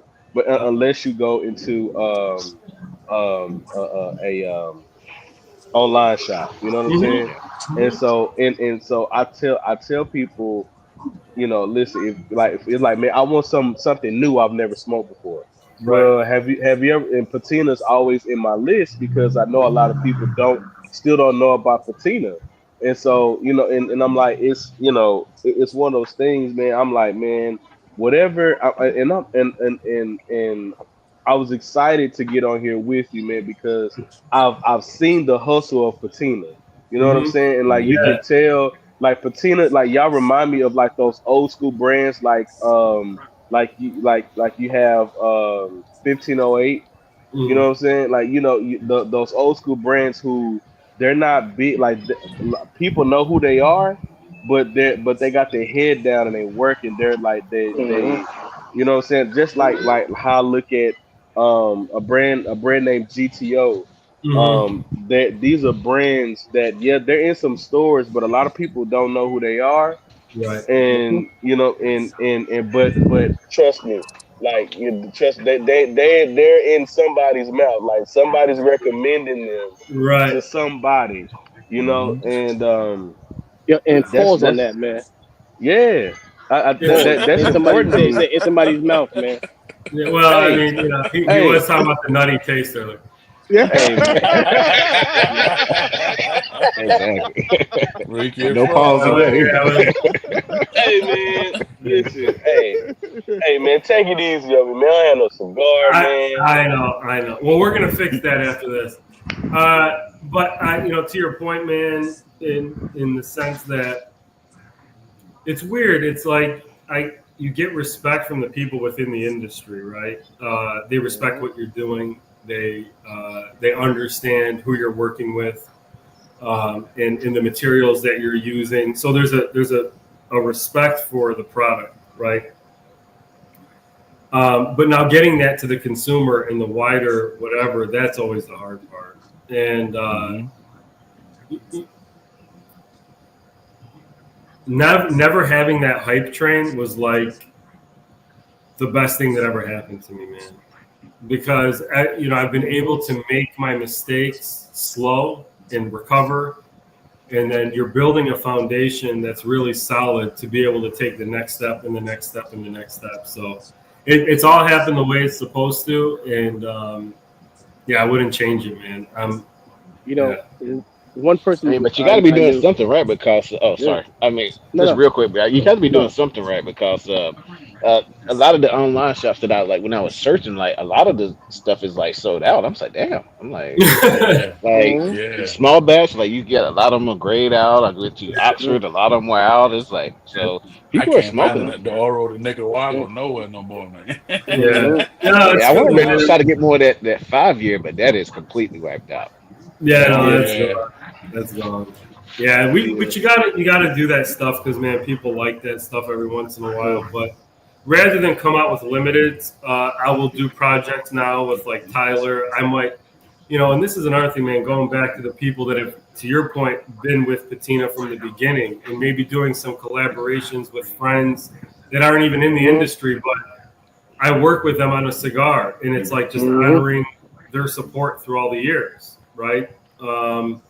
Things like that, because you never forget the people that stood by you, because it's easy Exactly. to jump on, when they see you making it, right? oh yeah, yeah. But Yeah. it's like, with that said, man, you can't build a brand on limiteds. I mean, it'll Mhm. it'll Yeah. it'll keep you around, but to actually build consistency and all of that, you got to have strong Core line. consistency and core lines and things like that. Because I Like find if I find a good LE or something, and I never tried the core line, I'd be like, okay, let me try the core line, and Right. if the mhm. core line shit, I'm like, oh well. Well, right, Yeah. that's exactly Yeah, right. Yeah, so I'm like, yeah, Yeah. No, like, but back. Sorry, Fred. I just want to say this real quick. Good. Like one thing I was when you were saying like when you talk about your pace of growing, you always want to be the tortoise. You don't want to be the hare 100%. because you don't want to be a flash in the pan. You know, so Yeah, you don't want to just go up and you have one or two bangers, and then yeah, from there everything is shit and your brand dies. You man, rather you rather keep it slow and steady and just keep hitting them with body shots. Keep hitting them with 100%. body shots because the head's gonna fall. Man, you're 100% right. I cannot tell you how many brands I've seen come and go during my 8 years that were much bigger and more popular than Patina. hmm And we've been able to weather all the storms, and it's because there's a lot of realness and substance to what we're doing, and that's just what it is. So yeah, it sucks because it's slow, but it's It's sustainable. So Yeah. that's so slow and steady. Yeah. Just yeah, man, be it really is. stay consistent. So that Yeah. so turtle, Mo, that so turtle win the race, my baby. yeah, facts. So Mo, I got a question, man. So Yeah. so for your future blends that you have coming out, do you have any like intent on playing with different sizes? Like when I'm talking about sizes, I'm talking about like maybe like a Solomon or you got a pig, you know what I'm saying, something of that nature. Do you plan on playing around with stuff like that? I figure it Uh, out. like I said, the red pill is box press, so that's a little different. That'll be the first time we do box press. Oh, cool. We did the Lancero in the Oro de Nicaragua. That was the first time we ever did a Lancero. Probably the last time. That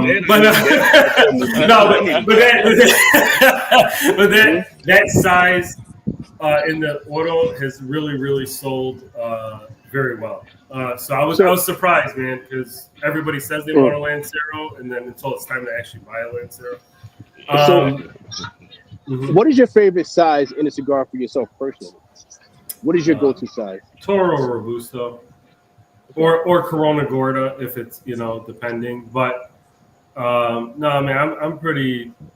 I guess I should. I like a good pyramid every once in a while, but not really. I mean, I don't really get too. Because sorry, go ahead. No, I mean, because you gotta. When you're a small brand, man, it's very hard to. Okay, because you got to remember, every size you come out with has a cost, and what's that going to cost to keep your inventory and to produce it? And then if it's a slow-moving size, even if you love it or even if whatever, if it's not moving, that's dead money to you until it moves. So I think you get a lot more creativity out of some of the more established brands. Sometimes, other times, you might see really small brands get creative with their sizes and things like that. But for somebody in my position, it's most important, I think, to focus on the brands or the sizes that sell, which is Toro, Robusto. Hey, because I was gonna throw it out there. I was gonna say, did you ever think about doing a Sumatra in a Lancero? Yeah, man, thought about it for sure. Yeah, I think all the time. All the time, actually. I think that would be magic. Yeah, man. I mean, it's raining. It's raining, y'all. I'm finna move locations. Give me a minute. Okay. All right, bro. No, definitely. The Lancero would be a very beautiful cigar to do a Lancero in. But before the Lancero would be, I've been working on a box press to Electric. So that would actually be before that. Okay. I like the sounds of that. Yeah, we're getting there. We're getting closer, but it still needs some tweaking. Yeah. So when you're blending, how many actual, like within a day, how many actual tests, like how many test blends do you actually have to go through to say we got it? Well, first, you're never going to approve a blend. I shouldn't say it. I have a thing where I got to let the blend sit and I got to take it out of Nicaragua. Because I've heard people say we need. I tasted it in Nicaragua, it was good, but when I bought it to the States, it was like, oh Lord. there are absolutely geographical differences in how cigars smoke. That's without a doubt. When I talk to I have some international customers. So when I talk to them, when they come to the U.S. and they smoke Patina versus when they smoke, they're like, wow, man, I can't believe the difference in how it smokes here versus there or whatever, So that's a real thing. And plus, you got to remember, man, you're in the mountains in this study. So it's just like being in Denver here. A cigar in Denver is going to taste different than a cigar in Dallas, Texas. I mean, to a certain point, right? To a certain extent. So, yeah, man, you take that in mind. But, yeah, there are times like, man, I'll take 2 puffs of something we want to try, and I'll know right away this ain't it, right? And then sometimes you'll get halfway through. You're like, okay, I like the first half. This is starting to change. I don't like that. And then sometimes you'll smoke the whole cigar. So I think I by the time all is said and done, man, it wouldn't surprise me if there are days when you're doing 20 to 25 different iterations of something, depending on how many blends you're working on. And then you just can't taste anything. So then you just gotta stop. That's why I was saying, probably blow your palate out trying to do right. it. Yeah. Like, there's only so much sugar you can have and chocolate. Now you can never have too much chocolate. Well, if you don't want to be diabetic. Well, it depends what you mean by that. But I'm assuming you get the sugars. Without being a freaky bastard that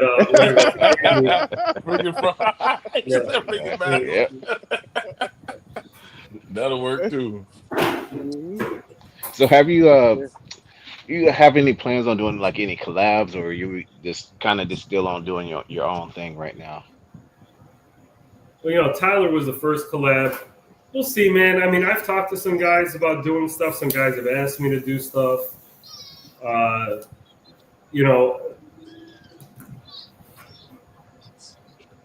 It has to make sense for both parties, So we'll see. I mean, I would never say no. I mean, I think it's fun. I love talking tobacco or blending with some of these other guys that are doing some really cool stuff.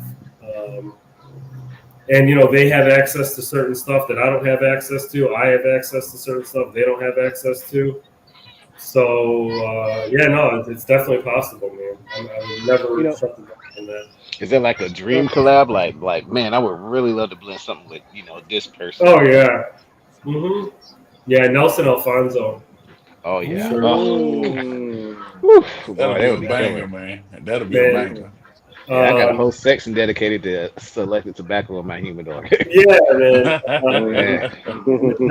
Not only is he let me put it to you this way: his cigars are fantastic. He's an even better human being. He's an even better human being than the cigars are good. Nice. Yeah, he's just and that makes the experience even better. So right, yeah, exactly. Yeah. Mm-hmm. So that'll be a banger cigar, man. So my question to you is have you ever thought about doing an homage to Chicago? Like, with the with the baby blue and red and red band and just saying where this is where I come from. So if you look at the Oro de Nicaragua on the band, you'll notice it has the 4 Chicago stars on it. Oh wow, yeah. So that's like a little kind of homage to it. Yeah, man, we've played around with different color scenarios and things like that. But I've never, so I more so do it in the hats, believe it or not. So I have a black and white patina hat, that's White Sox. I have a navy orange patina hat, that's Bears. My black and red patina hat is Bulls and Blackhawks. I have a royal blue and a red, that's Cubs, right? So that's kind of where I did that more so with the colors of the hats. And, one thing I will say is you people from Chicago, y'all rock that flag like the American flag. Yeah, right. Yeah. Like if you meet anybody from Chicago, that damn flag is gonna be in their house. Mm-hmm. It's like it's funny because CM Punk the wrestler, his shirts always have those 4 stars on them, or they're gonna be in Chicago colors. CM Punk's the fucking man, dude. Yeah. I love it. I don't mind. Yeah. I like Punk, man. It's just, he has some injury history, man. But besides that, that's man, true. Yeah. he reps Chi-Town to the death, man. Yeah, man, he's cool. He actually grew up not far from where I grew up most of my life, so he's cool. I never met him, but he's cool, dude. Yeah. Yeah, I don't know, man. It's fun, dude, but you want to be able to do that, but you also don't want to become too specific either. You want to have that appeal. My bad, y'all. The wife and kids just got home, and I'm trying to handle this. I'm coming right back. My bad, y'all. Keep it going. I'm keep it going. My bad. You gonna come back with that piece of raw steak over his eye? Like,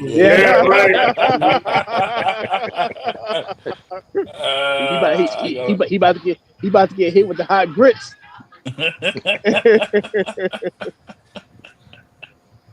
So do you have like a go-to pairing, like whenever you're smoking, like on your own? What do do you usually pair your cigars with? Water or coffee usually. Okay. I don't drink alcohol, so. Okay. All right. I used to drink a lot of Dr. Pepper. It's a really good pairing, but I don't anymore. Believe it or not, man, people always laugh at me. So, you guys hear of Ghost energy drinks? Mm-hmm. Yeah. Mm-hmm. All right. So, Ghost makes this flavor called sour pink lemonade. That flavor with an Oro de Nicaragua is fantastic. And I don't know what it is, but yeah, that's the sour pink lemonade. I'm gonna take notes on that. And then peanut butter flavored, chocolate peanut butter flavored protein is out of this world with the Sumatra. Interesting. Okay. Man. So like, see, like you said, Dr. Pepper. Now for me, my new favorite Dr. Pepper is that black that blackberry. That is that right? Thing is crack. That thing is crack. Mm-hmm. That thing I bet it is. You know. Yeah, I haven't had that one yet. Yeah, you have to. If you get your hands on that one, I'm telling you, you're gonna go back to having Dr. Pepper with your cigar. They started coming out with a bunch of different ones now, don't they? They have like strawberry cream and Man, I saw a grape Dr. Pepper. Hold on. What? Wait a minute. I've never seen that. Grape flavor Dr. Pepper, man. Hey, you know what? You know what they said? They said, "Oh, let's target a certain audience. Let's make it a grape flavor." I shouldn't be encouraging this type of behavior. Trying to rein you in. That was diabolical, man. I don't know that. It's horrible. And we got another question from the audience. So it's they basically want to know: do you like a tight draw or a more open draw when you have it? In the middle. In the middle, man. If it draws too tight, it's hard to get all the flavors. If it draws too open, it's hard to get all the flavors. You know, you want a good kind of middle ground, but obviously they're all handmade, and sometimes you're going to get some that are to the extremes. So yeah, but yeah. Do they have like a certain draw tester at Nesta? Yeah. Okay. Mm-hmm. You know, I got this little thing a while back. It's like a cigar thing. So if I have something that has like a really loose draw, it kind of goes on the end of the cigar, and it kind of funnels it into this. So this is like my go-to. Like if I have something that has too much of a loose draw, it kind of helps it out a lot. I thought that was a wheel lock. Yo, what now? I thought that was a wheel lock. Oh no! It's actually like a they call it Cigar. Oh, okay. And you know what? Like, I thought you made it at home. You went to Home Depot. No. You got some tools. crank that bad boy up. Yeah. Okay, so they actually sell that. I'm gonna look at that, bro.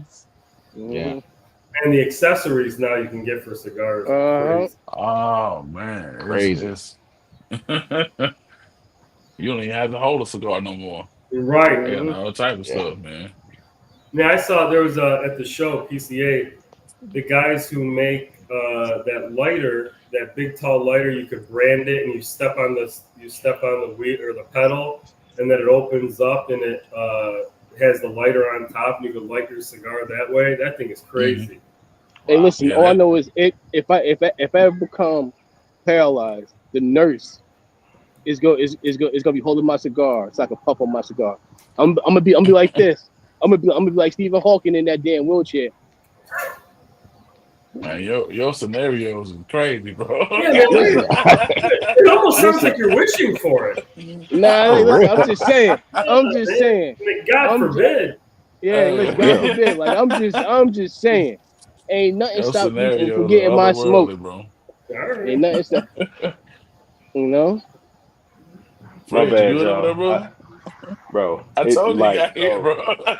Bro, I was up under. Look, so I moved on the chair. Yeah. No, so look. So I moved the chair up under the garage, right? But here's the thing: it's raining at an angle, and it was already, you know what I'm saying, like with my knee, with my knee, I can't be moving a lot of stuff. Like in like the chair is like it's a big, heavy wooden chair, bro. So I was like, all right, so I gotta do this and hold the phone in the same hand. I'm sitting up here getting mollywopped by rain, and it's all raining at an angle, bro. It just hit me right in my face, bro. Just listen, Mo. Every time we get on here, it's always something. Either it's raining on somebody, it's Yeah. either raining on I, somebody, I was the somebody reigning champ. Lightning's fighting against blowing on something. me. Yeah. Yeah. I was the reigning champ with Storm for a little while, man. Yeah, Then Yeah. yeah, Fred yeah. taking over. Bruh. Oh man, it's always something, man. But it's like it just goes to show how natural the show is. Like, Yeah. you know what I'm saying? Like how natural the Yeah. show is just off the whim. Some of us be going straight into daddy duty, like Yeah. especially me, which is mainly me. Yeah. So yeah, Yeah. I mean, that's yeah, awesome, man. That's how it should be, dude. I mean, like we talked about, man. Anybody can put on a face for a little bit, Yeah. but to be able to get to know people, genuinely, is the You know, fun part. that's the thing, and I feel like a lot of times when brand owners when they come on a podcast, they can immediately go into corporate mode, Yeah. and because it takes a while for people to put their guard down. Mm-hmm. So to be able to gain their trust and say, I know that they're not going to put out bad representation of them. Right. Mhm. I mean, So like, you guys gotta understand. You guys are like a lot of my friends, so I kind of had an yeah. idea what I was getting myself into. My guard was up for a fucking different reason, because I knew anything I might do or say, I'm gonna get roasted like a motherfucker. And so it's like I'm like, man, I'm just like making sure nothing's out of place. I'm like, all right, You know what? Like here's the thing, Mo. Like if I knew that you was a Bulls fan, I would Yeah. I'd have went to the chat like, yo, we can't have this guy on here. I mean, you attack John Starks on top of that, like Yeah. like like Yeah. like that's two strikes right there. Yeah, I know. Or 2 home runs, depends how you look Oh, at it. So exactly. you a Cubs fan? You ain't White Sox. You No, Cubs. White No, Sox. White Sox. even Oh, you even White even Sox. worse. Even worse. Hey, Mo, what's y'all record? Bad. I was just at the game last night. I think it's 22 and something, or 23 and something. Ooh, Yeah. damn. Hey, you know what the funny thing about it is? I'm one of my other boys. He's from Chicago, and he says nobody goes to Wrigley because it's too expensive. He goes, you can still go to White Sox game and take your family and Mm-hmm. actually have a good time because of the fact that the food Yeah. cost isn't that much and the tickets. Well, That's the tickets. the South Side, baby. Yeah. Yeah. Yeah. Now everything's expensive, man. I mean, I couldn't believe how much I spent on a couple of hot dogs, and Yeah. Yeah, Hey, it's, Glizzy prices are You know crazy what? and in I the don't even stadium, drink man. alcohol. You want to know what's bad? Go to a Yankee game. No, I can't even imagine. Go to it. Oh my God, it's crazy. A Yankee $20 game. Glizzy. Yeah, for real. Yeah, Glizzy, yeah. You a big Glizzy guy? How did You that know, name even come up, Glizzy? Like I don't get it. Like what did it even Yo, come somebody, from? the people from bro, Chicago me made that. Chicago made men that. can't They even eat made it's the hot that. freaky dogs in public. frog. It is the freaky frog. Yeah. Men Hey, can't even listen. eat hot dogs in public no more, man. It's Mm-hmm. crazy. It's crazy, bro. You got I to pick mean, it no, apart to you eat it. you can, but you got to eat them like Skittles. You gotta break it, and you know what I'm saying. Like a little kid,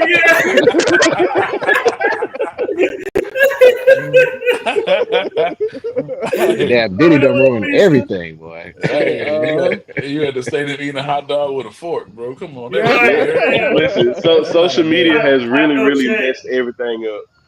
Social media has Yeah. messed everything up, and these kids they make it worse.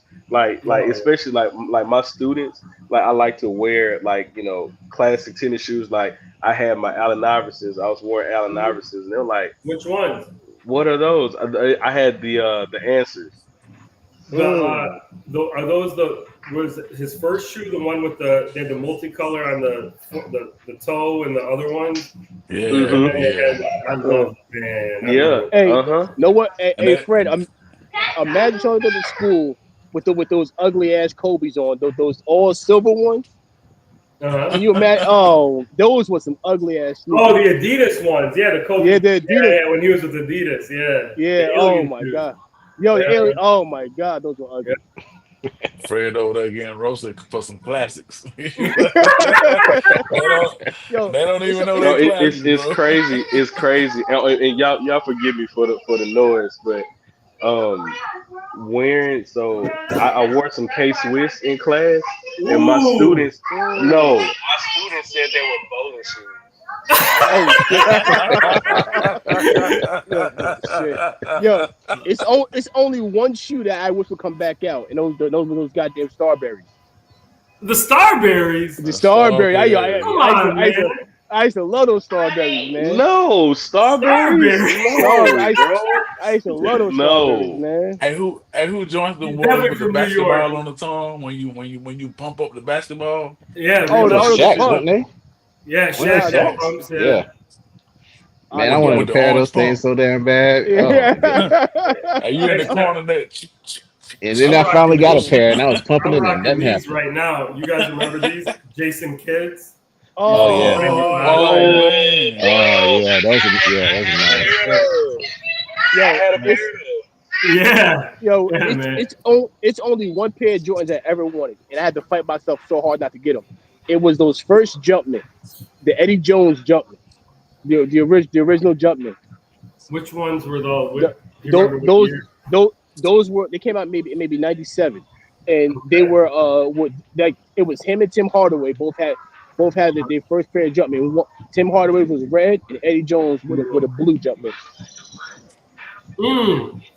I Those think were I the know the one team. you're The talking about. team. Those were the team ones. I think Yes, those came out. yes, All the college teams were wearing those too. I think. yo, Right? You're talking yo, about those?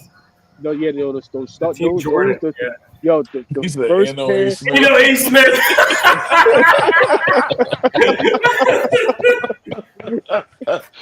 Oh Listen, man. oh, oh man, here we go. Bro, that was funny. Listen, I don't know. listen, I'm still stuck on you saying about the Starberries, bro. I'm not even gonna lie Yeah, to you. yo, man. I'm still yo, stuck on it. listen, man. Man. Listen, like first of all, they were good to play. Even though I can admit I'm garbage in them.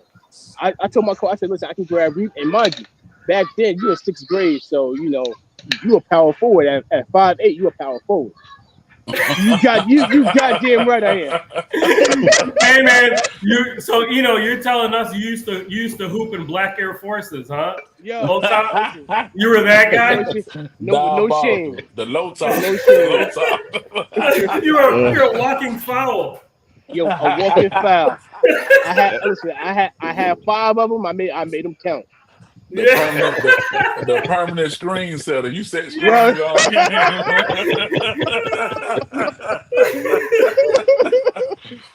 Hey, watch out for Eno, man. He's setting that screen up over there. Perkins, baby. Yo, yeah, listen, man.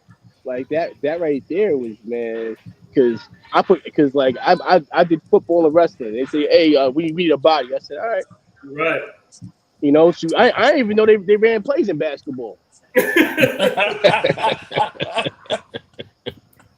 Shoot, I thought I Hey, I know you was you rough on know, that court, bro. You was, yo, oh man. I got rain in my phone. See, I listen, was getting hit by rain like real bad, y'all. listen. That's why it's so fuzzy. It's I was It's I all was I good, was, man. I was like a baby Dennis Rodman. I'd be the one jumping diving on the floor, Mhm. taking dudes' knees out. It That's didn't it. matter. Hey, no, hey, sorry, but fuck you, Peter. Hey man, Double fisted. shout out to our boys over there, at Cigars on Banner, man. Shout out to Man, say you a double fisted glisten.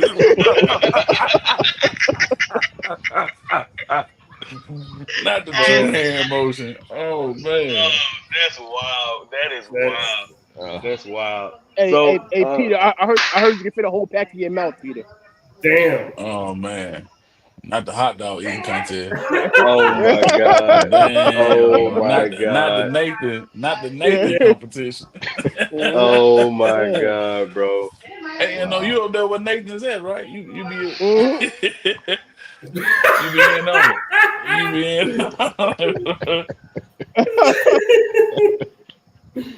Oh, went wearing black Air Forces. God damn. Bro, that's wild. That's wild. So wait, if for anybody that has any more questions for Mo, please drop them down in the chat, fellas. Y'all got any more questions that y'all want to ask? That y'all want to ask Mo? You So pretty this, much what do you covered see your everything. brand like in the future? Are you trying to be like a, like a legacy brand one day, or you just want to kind of keep it, you know, on the level that you're at, but this, this kind of expanding upon that? Man, that's a great question, man. I look at it like you just do your part, and then where it goes, it goes. I know that sounds, but that's just a reality. Because if you get too caught up in I want to be this and I want to be that, you don't know what's best for you. I mean, our understanding of life as human beings is limited, right? And so sometimes we want things that could actually be bad for us. You know what I'm saying? So I just want whatever is good for me, and I was gonna sound, but not only good for me business wise, but good for my soul too. And what I mean by that is if becoming a super successful big brand or whatever starts to eat at my soul and who I am as a human being, I don't want it. There you It's go. not Love that. worth it, right? I mean, what am I giving up? So I want to be wherever is best for me and for my soul too. So wherever that level is. I mean, financially speaking, I want it to definitely be bigger than where it is now. But from a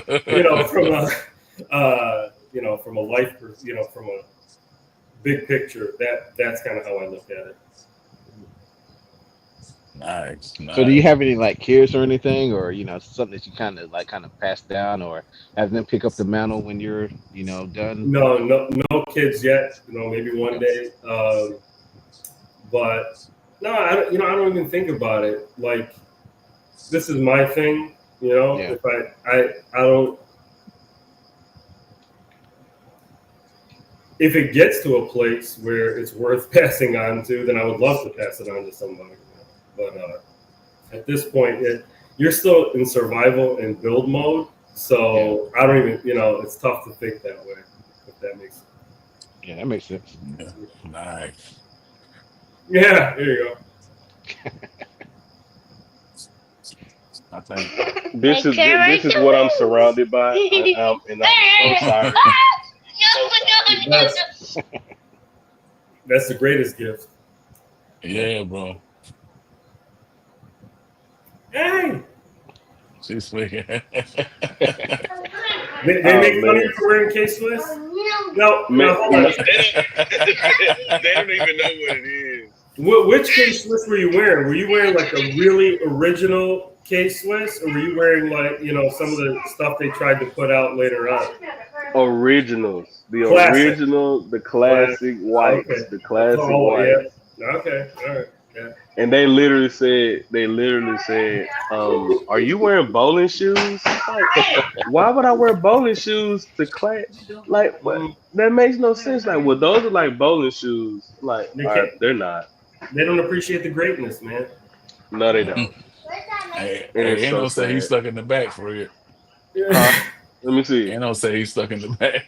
Oh, That's how you do it, That's what we doing now. That's what we doing now. I didn't see that. He's in the Glizzy backstage studio. Back there like R. Kelly and Mr. Big.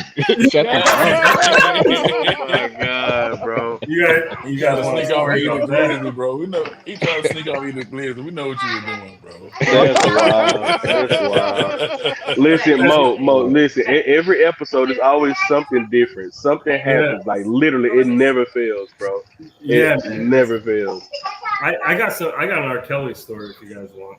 Oh yeah. Oh yeah. Oh yeah. Let's go, man. end the show right, man. Come on with the story. So, okay. I was managing the cigar shop.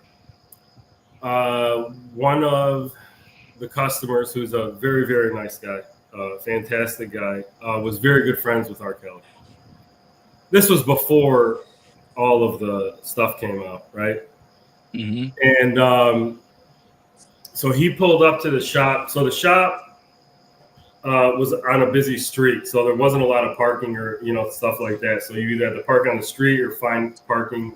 I mean, very city-ish, right? I mean, mm-hmm. So he had a party bus, not a party bus, but like those big ass like Mercedes Sprinter vans or whatever. Yeah. Okay. So him and the crew pulled up in that, and they'd asked this man, "Hey, can we set it?" Because he didn't want to really interact with anybody or talk to anybody, right?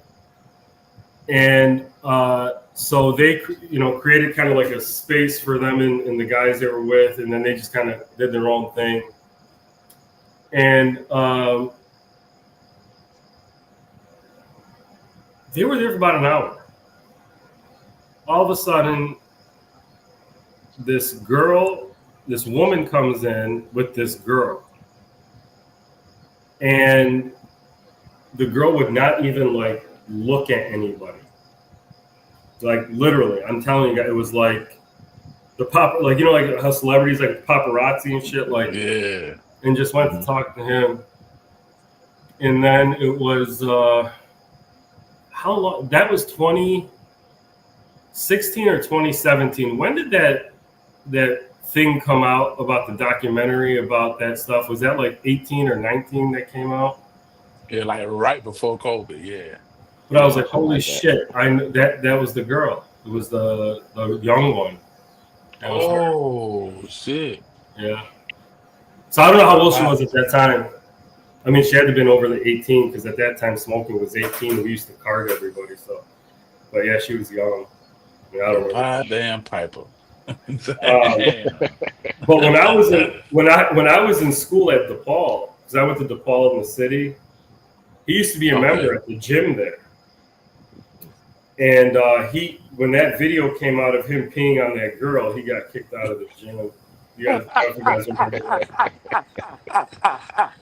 Golden shower, man.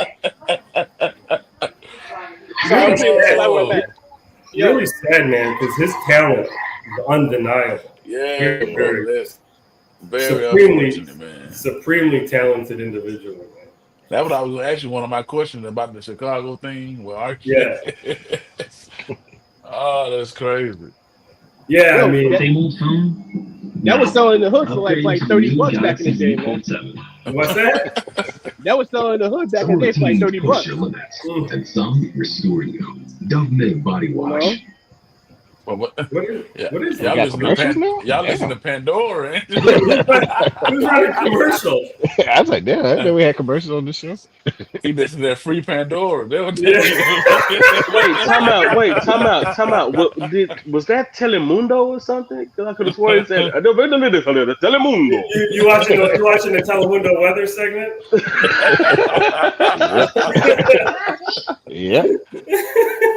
Endo done walked into the freaking palace, man. Right. That's crazy. Oh my God! So Buzz want to know when again? Could you let people know when your new cigar is dropping, Mo? Yeah. So the collab with Tyler is going to be, I think, in a couple weeks, sometime this month, and then the Red Pill will be sometime mid-August, late August. I believe. Be looking for those. Nice. Definitely be looking out for that. Thank you, guys. I really appreciate it, man. Thank you, man. You guys, I haven't had this much fun, and this felt home. This is great. Yeah. This is you guys. That's the environment we try to set, man. Yeah, man. This is fun.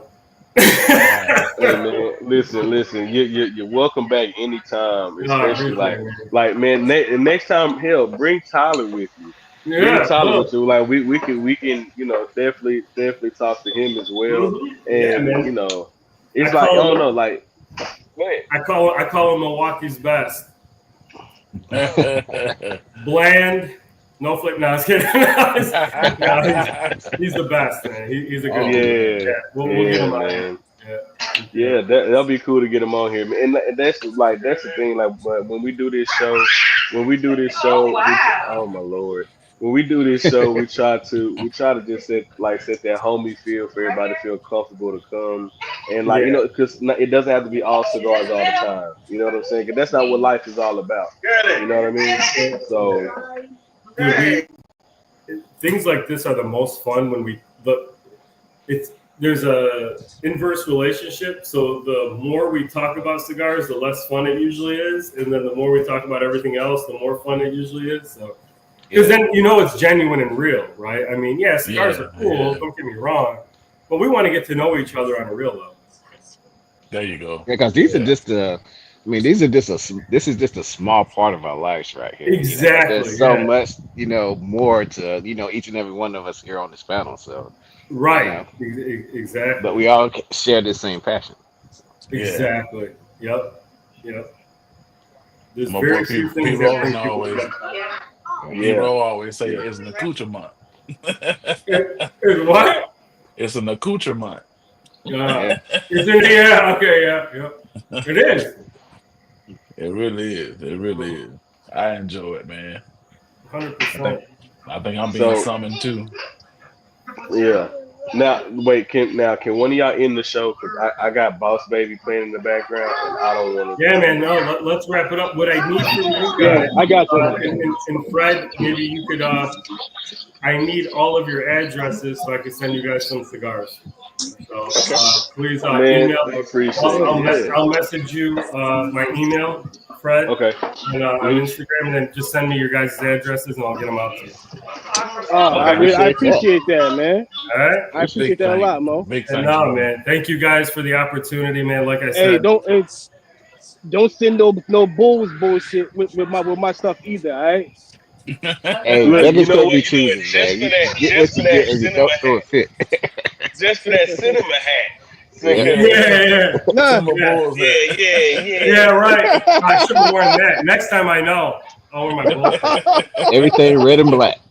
No, I'm not. We gotta be. Being from Chicago, we gotta be specific. I'm not a Vice Lord. I'm not a Stone. I'm a fan of the team. He's not a GD. That'd be blue and black. So we're good. Anyway, but guys, please send me the addresses, and I'll get some cigars out to you guys. And thank you so much. Thank you, Mo. Thank you for being on. Without you guys, we don't have very many opportunities to get the word out. So I really, really appreciate it. All right. Appreciate you, brother. Thank you. All right, guys. Have a great night. Take it easy. You too. You too. Thank you. See you guys. Thank you. Yeah. All right, y'all. So listen, we want to thank everybody that came in. Can y'all hear me good? I know Boss Baby. Yeah, we can hear you. Yeah, we can hear you, bro. Man, no, but I appreciate everybody that stopped by and got a chance to hang with us for this episode. If you have not smoked Patina yet, I don't know what you're waiting on. Get it when you get a chance. If you grab it. If you go to the shop and they don't have it, most definitely order it online. You can pretty much find them everywhere online. And man. So upcoming guests after this. I know next week I think there's gonna be another free smoke session. Or unless y'all want to go ahead and get that Big Poppy cigar out of the way. Let's just do it. Yeah, let's just do it. Let's just do it. I'm ready to get that thing out of my humidor, to be honest. So let's just do it. I don't know. Remember, I still don't have it. I don't. What size? It's okay. Let's just get it over with, regardless. I don't think you'd be missing much. So I think. Okay, that's fine. That's perfectly fine. Hey, y'all go ahead, bro. I got you, bro. All right, so we gonna smoke the Big Poppy. We're gonna smoke the Big Poppy. So we bring it back. We run it back. The Celebrity Smoke Series next week. We're gonna be smoking Big Poppy. Whoa. We're gonna be smoking the Big Poppy cigar. Pause, bro. Pause. Yeah. You see? Pause. Wait a We're gonna be minute. all right, man. Whoa. We're gonna be smoking the Big Poppy cigar, and yeah, man. So hopefully y'all can come hang with us, man, and tune in for that. And yeah, man. With that being said, we appreciate everybody that come to hang out with us, man. We appreciate the And you know, support, and y'all already hey, know. You hey, know, go ahead, let them know. hey, you tell a friend and tell a motherfucking friend. Y'all know the vibes already. All right? The Cigar Avengers. Until next time, we out of here. We love y'all. Thank you for your support. Peace. We out of here, y'all. Y'all be easy. Yes.